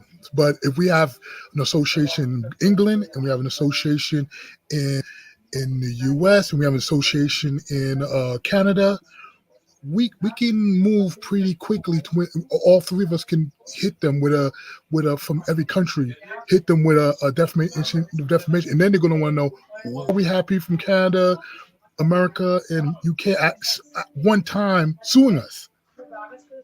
That's what I'm talking about, brother. That's power. All right, I'm done. Thanks for that, Sigma. Appreciate you, brother. Much appreciated. Mr. Pooh, brother, do you have any closing statements, brother? Not really, man. I just want to just let you know that, you know, we appreciate you, man. You having this platform. I know it's not easy putting in this type of work, and then covering all these different countries and these different personalities. So, I mean, good job putting this group together. We've had crazy 2 weeks. Hopefully, it gets crazier throughout the year. I definitely have more to say. And, you know, of course, Ramel, hey, stay safe out there. Don't get yourself beat up, bro. And God bless y'all, man. I'm gonna get out of here and do my Pookie thing, get some chicken and waffles. Awesome. Thank you, Pooh. Much appreciated, brother. Take it easy, bro. Awesome. Shout out to Pooh for it. Thank you, brother. Mr. Black Muslim, any closing statements, brother? Yeah, man. I just want to say, you know, remember how like in high school you were hitting like you would go to history class and you would be learning like what the Greeks did. And then you would go to mathematics class and like the classes would kind of coincide together. I think we need to be doing that together. Like we got a lot of talent in the Passport Bro movement, and like there should be some brothers making anime, some short movies, some short stories. The channels should be having these discussions, and then those brothers that are in the same countries, they got to link up. You know what I'm saying? And have discussions like, hey, I'm in this country. Let's, you know, I built a house here, or I bought a house here. Where your kids going to school? You know what I'm saying? Like just that togetherness would be enough to get things actually starting to roll. Then you'll start to see a different, like an unstoppable narrative. Then, like they can lie as much as they want, but you gonna see the difference over time. That's all I want to say. Thank you, Black Muslim, for the support. Much appreciated, brother. Shout out to Marius P for the support. Chess IP, one of the few real passport bros. Thanks for that, Marius, for the support. Much appreciated, bro. Now over to Ramel, brother. Great stream, brother. Brother, the floor is yours, brother. If you miss out anything you want to speak about, any other crazy story, brother, now's the time, brother. Fire away, bro. Yeah, I just wanted to say for my closing statement, specifically on what I'm sorry if got your name wrong, brother James. If it's the brother James, when he was talking on image, I say it starts with the individual, man. It starts with you. And again, like Pooh says, and like what I said earlier, don't wait to get here to be the man you always wanted to be. It starts from over there, because the more of men like us that go abroad, we break the stereotype. The interactions people have with us just by being yourself, being your highest version of yourself, that essentially will break the stereotype. So we just need more well-to-do, higher level brothers like us over there. Secondly, something I've absolutely noticed is specifically in Asia, but especially here in Thailand, body game is important, man. Like women really do respond to fitness over here, especially as a black man, a black fit man. They really, really respond heavily. I noticed this in China, Korea, and even here. Just walking around, like I said, the language barrier is a problem, but I get a lot of stares and a lot of interest just from just being. So get fit, get in the gym, get strong. I know not everybody's into it, but I'm just letting you know it is a cheat code, especially in Asia specifically. It is a cheat code. Amazing, amazing. Ramel, I want to say thank you very much, brother, for coming on here and sharing your story, brother. From where you were last year, working IT, now living your best life, brother, in Thailand, brother, in that island, brother. Congratulations, brother, for achieving the dream, brother. I wish success to you, more money your way, more blessings, the woman of your dreams your way, brother. Keep healthy, brother. Be yourself. Look after yourself, brother. It's been a pleasure, brother. Okay. Pleasure, bro. Thank you for having me. Take care, P. Take care, everybody. Respect. All right, take it easy, brother. Take it easy, man. Shout out to Ramel. Thank you very much, brother. Awesome. So that was Ramel there, brothers. I am super tired. It is 5 a.m. over here in the UK. Been streaming for almost 3 hours. I need to get some sleep. This has been a great live stream. Thank you to Ramel for breaking it down. And inspiring brothers to keep on pushing IT, IT, IT. Okay. Travel the world, explore new horizons, you know, new cultures, great woman. And yeah, brothers, it's been a pleasure. Shout out to Ramel. Thank you to all those that supported the channel today. Much appreciated. How do we have over 200 people watching and only 12 super chats? Right? It's crazy. The amount of intel that I give brothers over the past almost 10 years, right? We have over 200 people watching the stream, or over 150 at one point on the YouTube, and only 12 super chats. Some of y'all brothers, right, don't appreciate the hard work that me, the other brothers, right, as what we're putting in, brothers, to get you brothers into IT, to change your lives, to get out the matrix. It's like you don't even care, bruv. You know? And it's always the same people that are supporting. But y'all just come up in here, right, and you don't support. And I'm getting tired of it, bruv. I'm getting really flipping tired of it. Crazy. Absolutely crazy, bruv. How many countries have I touched upon on this channel? Probably over 80 now. How many times have I done Japan, South Korea? I've done every continent. I've even done the Middle East. And here we are. We have a big stream today, right? Giving you brothers the real hardcore intel, and you don't support. Some of y'all, it's even hard to get your team and hit the like button. At one point, we had over 150 people watching and less than 50 likes. And I'm getting tired of it, bruv.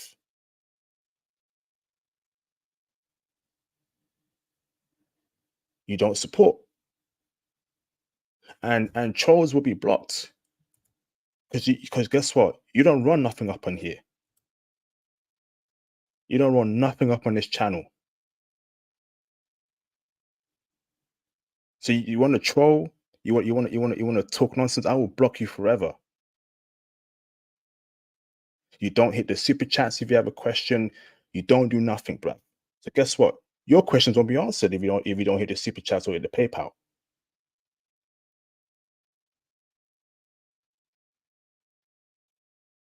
You can't even hit the flipping like button. That's appalling. You just come up in here, take the intel, and you don't support. You don't know how hard it is to stream literally multiple days right after midnight. And I stream late because it fits the American audience. If I streamed earlier, even later, you wouldn't be able to be in the stream right now.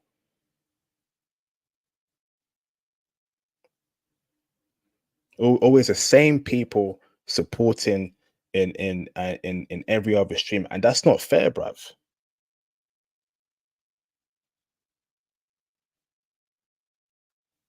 That is not fair. So anyone asking me for anything free, if you hit me up on any sort of platforms for any free advice, I ain't gonna give it to you actually, because I normally give away free advice to brothers that hit me up right on the platforms. But if you're not contributing, if you ain't done a stream with me, right? If you've not supported the channel in some sort of fashion, if you've not done a live stream with me, you ain't getting no free advice, bruv. You ain't getting nothing, man. Because I'm at a point where I'm sick of it.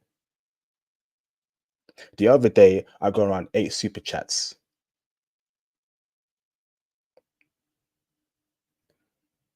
From this point on, you want advice, you book a consultation. Because normally I give free advice, right, to brothers that hit me up on the IG or Twitter. From this point on now, you're going to book a consultation. If for any IT help, for anything about traveling, don't you dare ask me about anything for free anymore. I'm done being kind, bruv. I am literally done being kind. Ramel supported, Pooh supported, Dems Woods supported, Dark Ninja supported. And guess what? I've given them free advice on crypto, on IT. I put them in touch with other brothers, right, to expand their network, because they all support and they all show love. So if Ramon hits me up about a question about crypto, he don't need to pay for nothing. I give it to him for free, bruv.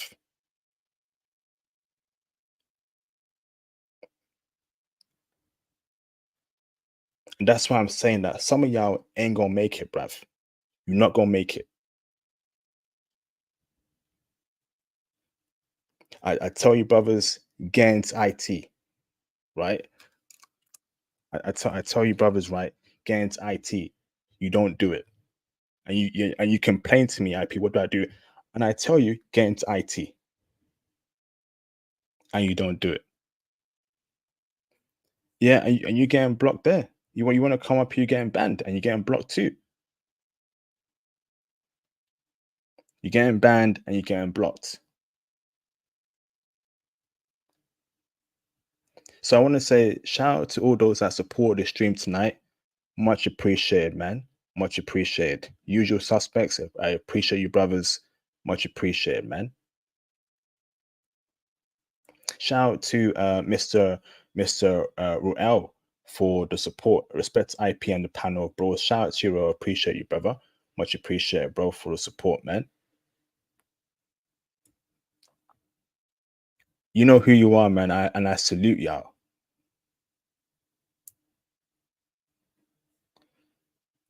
And you, see, the trolls are coming out and you're getting blocked.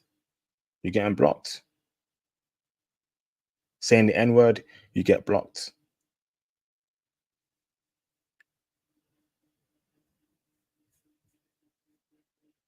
The real soldiers are making moves right now. They know who they are. Black Muslim, Ronin, IT bros are up and coming because they're making moves. Some of y'all just watch and you imagine and you will never be in these countries ever because you don't put any work. That's all you flipping do. When I wake up today, it's studying.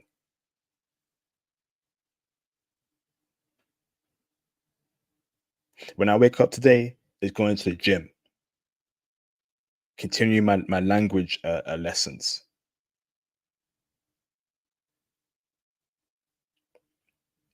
Shout out to Black Muslim for the support. I appreciate you, brother. If you don't support, you won't have it. Yes, indeed, bruv. Yes, indeed.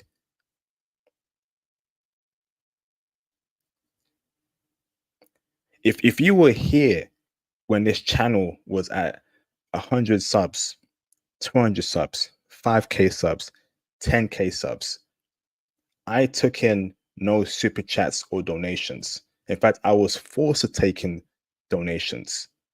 Brothers told me, open up the PayPal, open up super chats. Yeah. Brothers know, brothers who have been here since what, 20, I've been what, 20, since 20, what, 2016, 2016, 15, 17. When I was putting out the content, brothers know that it was, for me, it was all about changing the lives of brothers, getting the intel out there. And it was at a point where IP, they told me, IP, you can't be doing this for free, bro. But I continue doing these streams.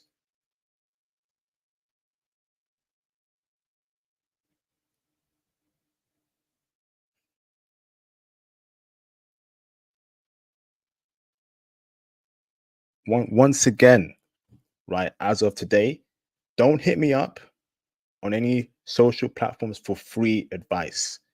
If you have not done a stream with me, if you have not booked a consultation, you ain't getting no more free advice. I'm done with that. I don't get enough support anymore. And I've been far too kind for the past almost 10 years. Far too kind. Everything's cheap. The Patreon's flipping cheap. The consultations are actually cheap as well. Everything is cheap on this channel, bruv. And they know it. It's all cheap.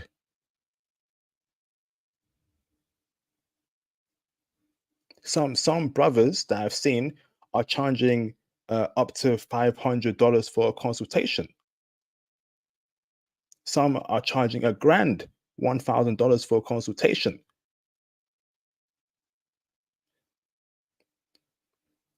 You go on the Patreon, over 120 videos, right? Over 120 videos available to you, right? Right? Available to you, brothers, on the Patreon for literally pennies.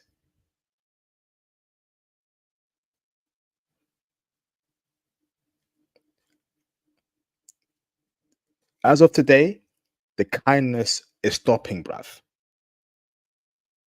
Because so many of you hit me up for free advice and I give y'all, right? Today, that's stopping. If you ain't done a stream with me on my channel, if you ain't booked a consultation, you ain't getting no free advice. You book a consultation with me, or you go on the IT mentorship plan, or you do a stream with me. That's how it goes. because it's becoming a joke right now, bruv. I'm out here streaming to 5 a.m. over here in the UK, 5 a.m. and I've only got 12 super chats. I mean, we got over 160 people watching at one point. And do you know what? Do you know what's even worse? You don't even hit the like button. You don't even hit the like button. I have to tell you to hit the like button. What kind of support is that? So not hitting super chats is one thing, but not hitting the like button, that's just crazy, bruv.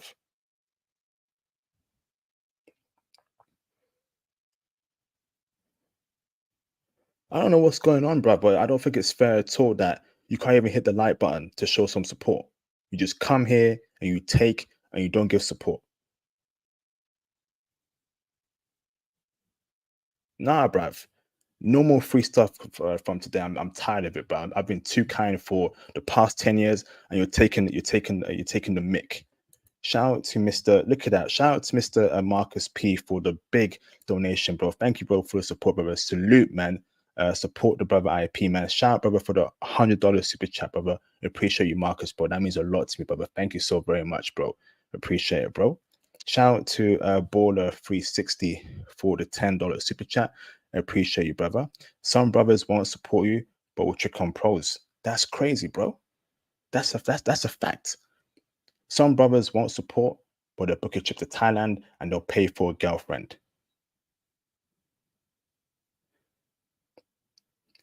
They'll pay for a girlfriend and they're still working their same job. They'll take trips to Thailand every 6 months, where you can get an IT job and live there in Thailand, but they won't do it. That's why I'm saying that some of you dudes ain't gonna make it, bruv. Some of you dudes ain't gonna make it, man. And I don't feel sorry for you because I've been far too kind, and you're taking the mick. You're taking me for granted right now.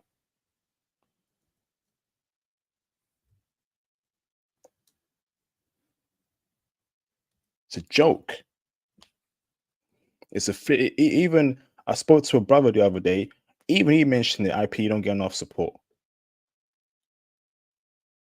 I'm almost at 700 videos on this channel, and my support is very little.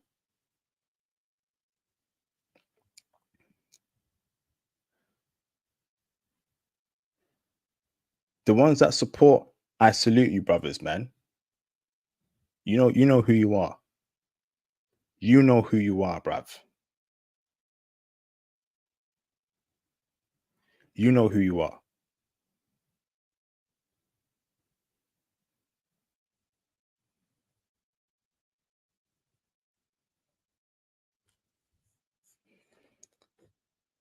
Crazy, bruv. But you happily spend a bag on a pro, or you pay for a girlfriend, but you won't pay for knowledge that will change your life. That's crazy to me, bruv. That is crazy to me. You know? Shout out to Mr. Ozzy for the support. Thank you, brother, for the super sticker. Appreciate you, bro. You know, M, watch your mouth, bro. Watch your mouth. You talk to me like that in the live stream chat, I'm gonna block you forever, bro. Do you think it's okay that I have over 170 people watching on my stream and I've only got 15 super chats? Can you think for a minute? Can you think? Do you think it's okay that at one point I have 170 viewers and I only have 40 likes? So don't come up here talking that jazz, bro. I will block you forever, bruv. I don't know who you think you are, but if you talk to me in that tone, I will block you forever, bruv. You don't run nothing here, bruv. All right, Brock, you're getting blocked. Yep, the choke. Yep, keep making those trolls. Okay. Yep. Ban, block. Please expose yourself. Expose yourself, bruv. Expose yourself. Thank you very much. Because you're getting blocked. You're getting blocked too. You incognito. You're always in the chat, bro. You don't support. You're getting blocked. Let me know. Please keep on. Keep on. Let me know who you are, bruv. Come on, let me know. Let me know. Let me know, bruv. Expose yourself, you're getting blocked. You know, thank you for letting me know that you ain't real. Because some of the names that are blocked right now, some of the names that are blocked, they're always in the chat talking, and they don't support over the past year or so. So you're getting blocked. You're getting blocked. Let me know who you are, bruv. I'm cleaning out the swamp. I don't want people that, you know, are gonna take the channel and information of me for granted, bruv. Because here I am at 5 a.m. in the UK, sacrificing my health to get information out there for you, brothers, over the past almost 10 years. For almost the past over 10 years.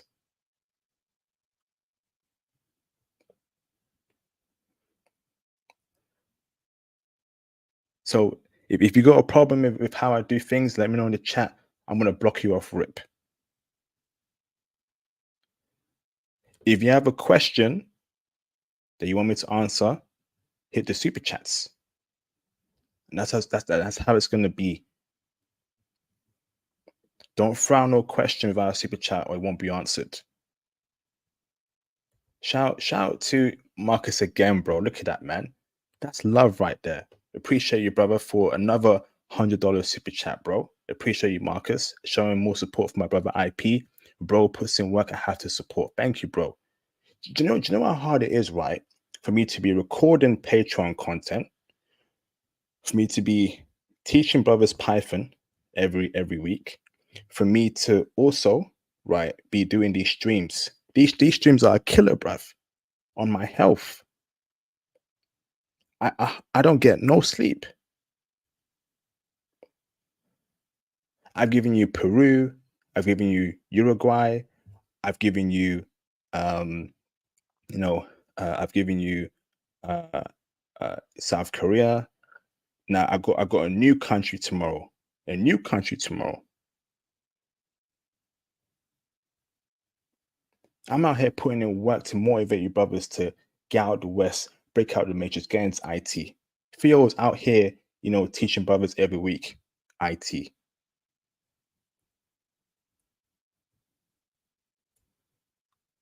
So disrespect towards, you know, yep, that's another troll. Please expose yourself. Please expose yourself, bruv. Let me know who you are, bruv. Yep, another one that's getting blocked there. Okay, there you go. Another one getting blocked there. Let me know who you are. You're getting blocked. That's facts, poo. That's facts. They're not in IT. They don't travel.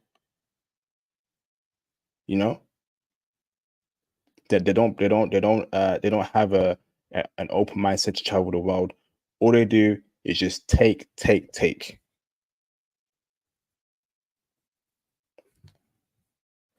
So I don't want that kind of people on the channel, bruv. If I'm keeping it a stack.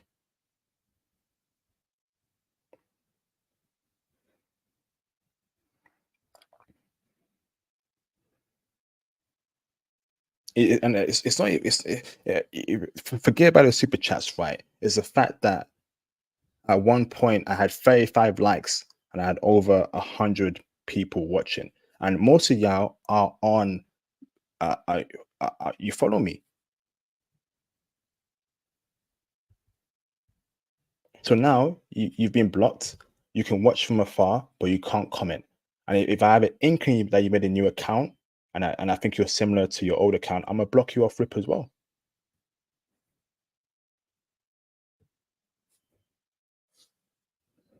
Absolute joke.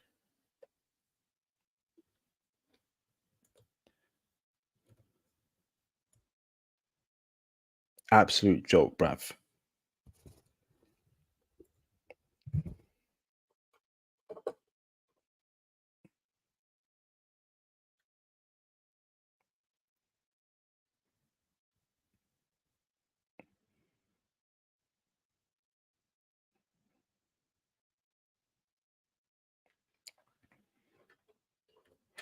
All right. So shout out to everyone, man, that supported.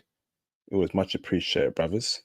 You know, thank you to, you know, facts, bro. Facts. Facts. Facts.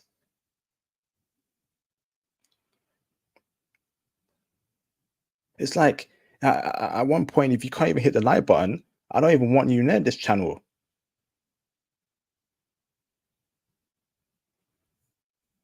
It's crazy, bruv. How you gonna watch me and see all the hard work I put in and don't support by not even hitting the like button? Just hitting that like button.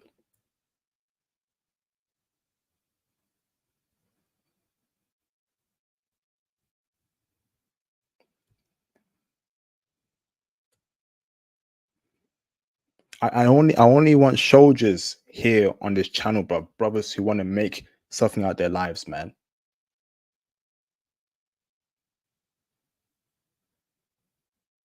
Brothers that want to achieve great things, whether it's IT, whether it's traveling, whether it's breaking out the matrix.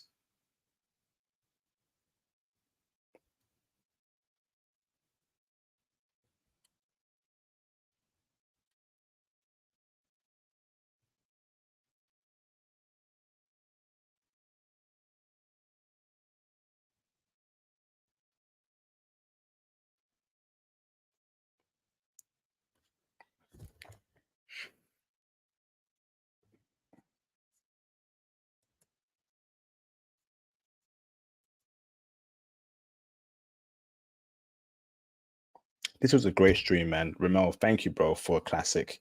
You know, this was amazing. This was amazing, man. Shout out to Ramel. Shout out to all the brothers who called in. Shout out to all the brothers here at the super chat. And yeah, so let me know where you're listening in from, what country, what city, before I end the live stream. How international is this particular channel? You know, we got work to do. We got a new country tomorrow if it goes ahead. And I'm looking forward to keep on pushing content, clips, the whole 9 yard, man. We gotta motivate people, expose the West and how it does things, expose the dating culture in the West. We got work to do, man. We got a lot of work to do. So before I end the stream, what country and city are you listening in from? We got Miami, Florida in the building. What's up? What's up, Miami? What's up, bro? What's up? Miami in the house.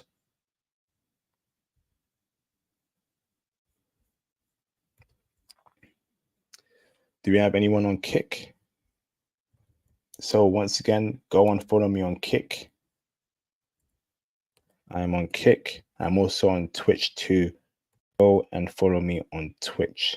I'm on Twitch and I'm on Kick. Okay. Awesome, brothers. Awesome. Who's here, bruv?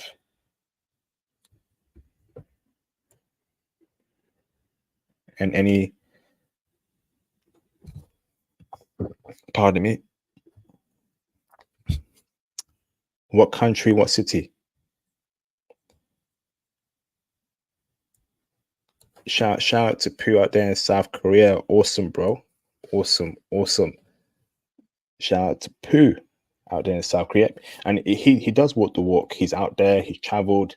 He's a real bro, real passport bro. You know? Shout out to Pooh.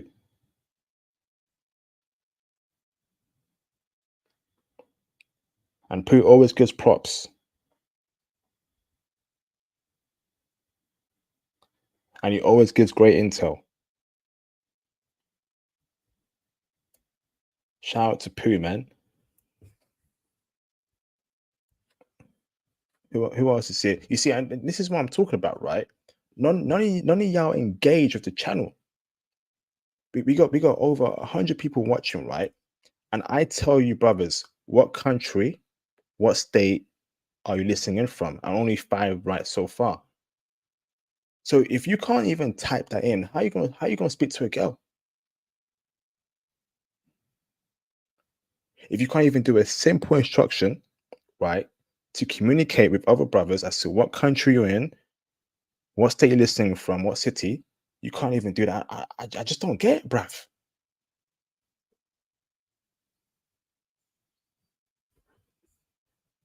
It's weird to me, bruv.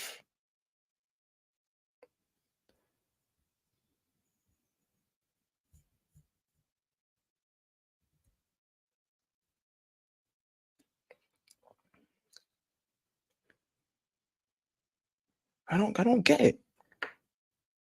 Talk, type, engage.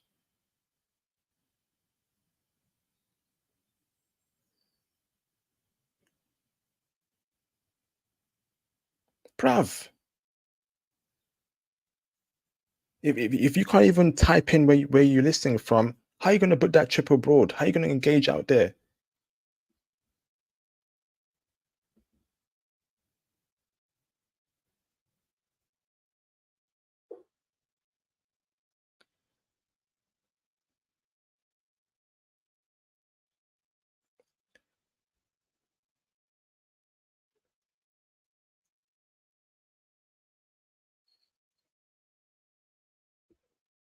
Engage, bruv. Reach out to me if you want to share your travel experience abroad. Engage.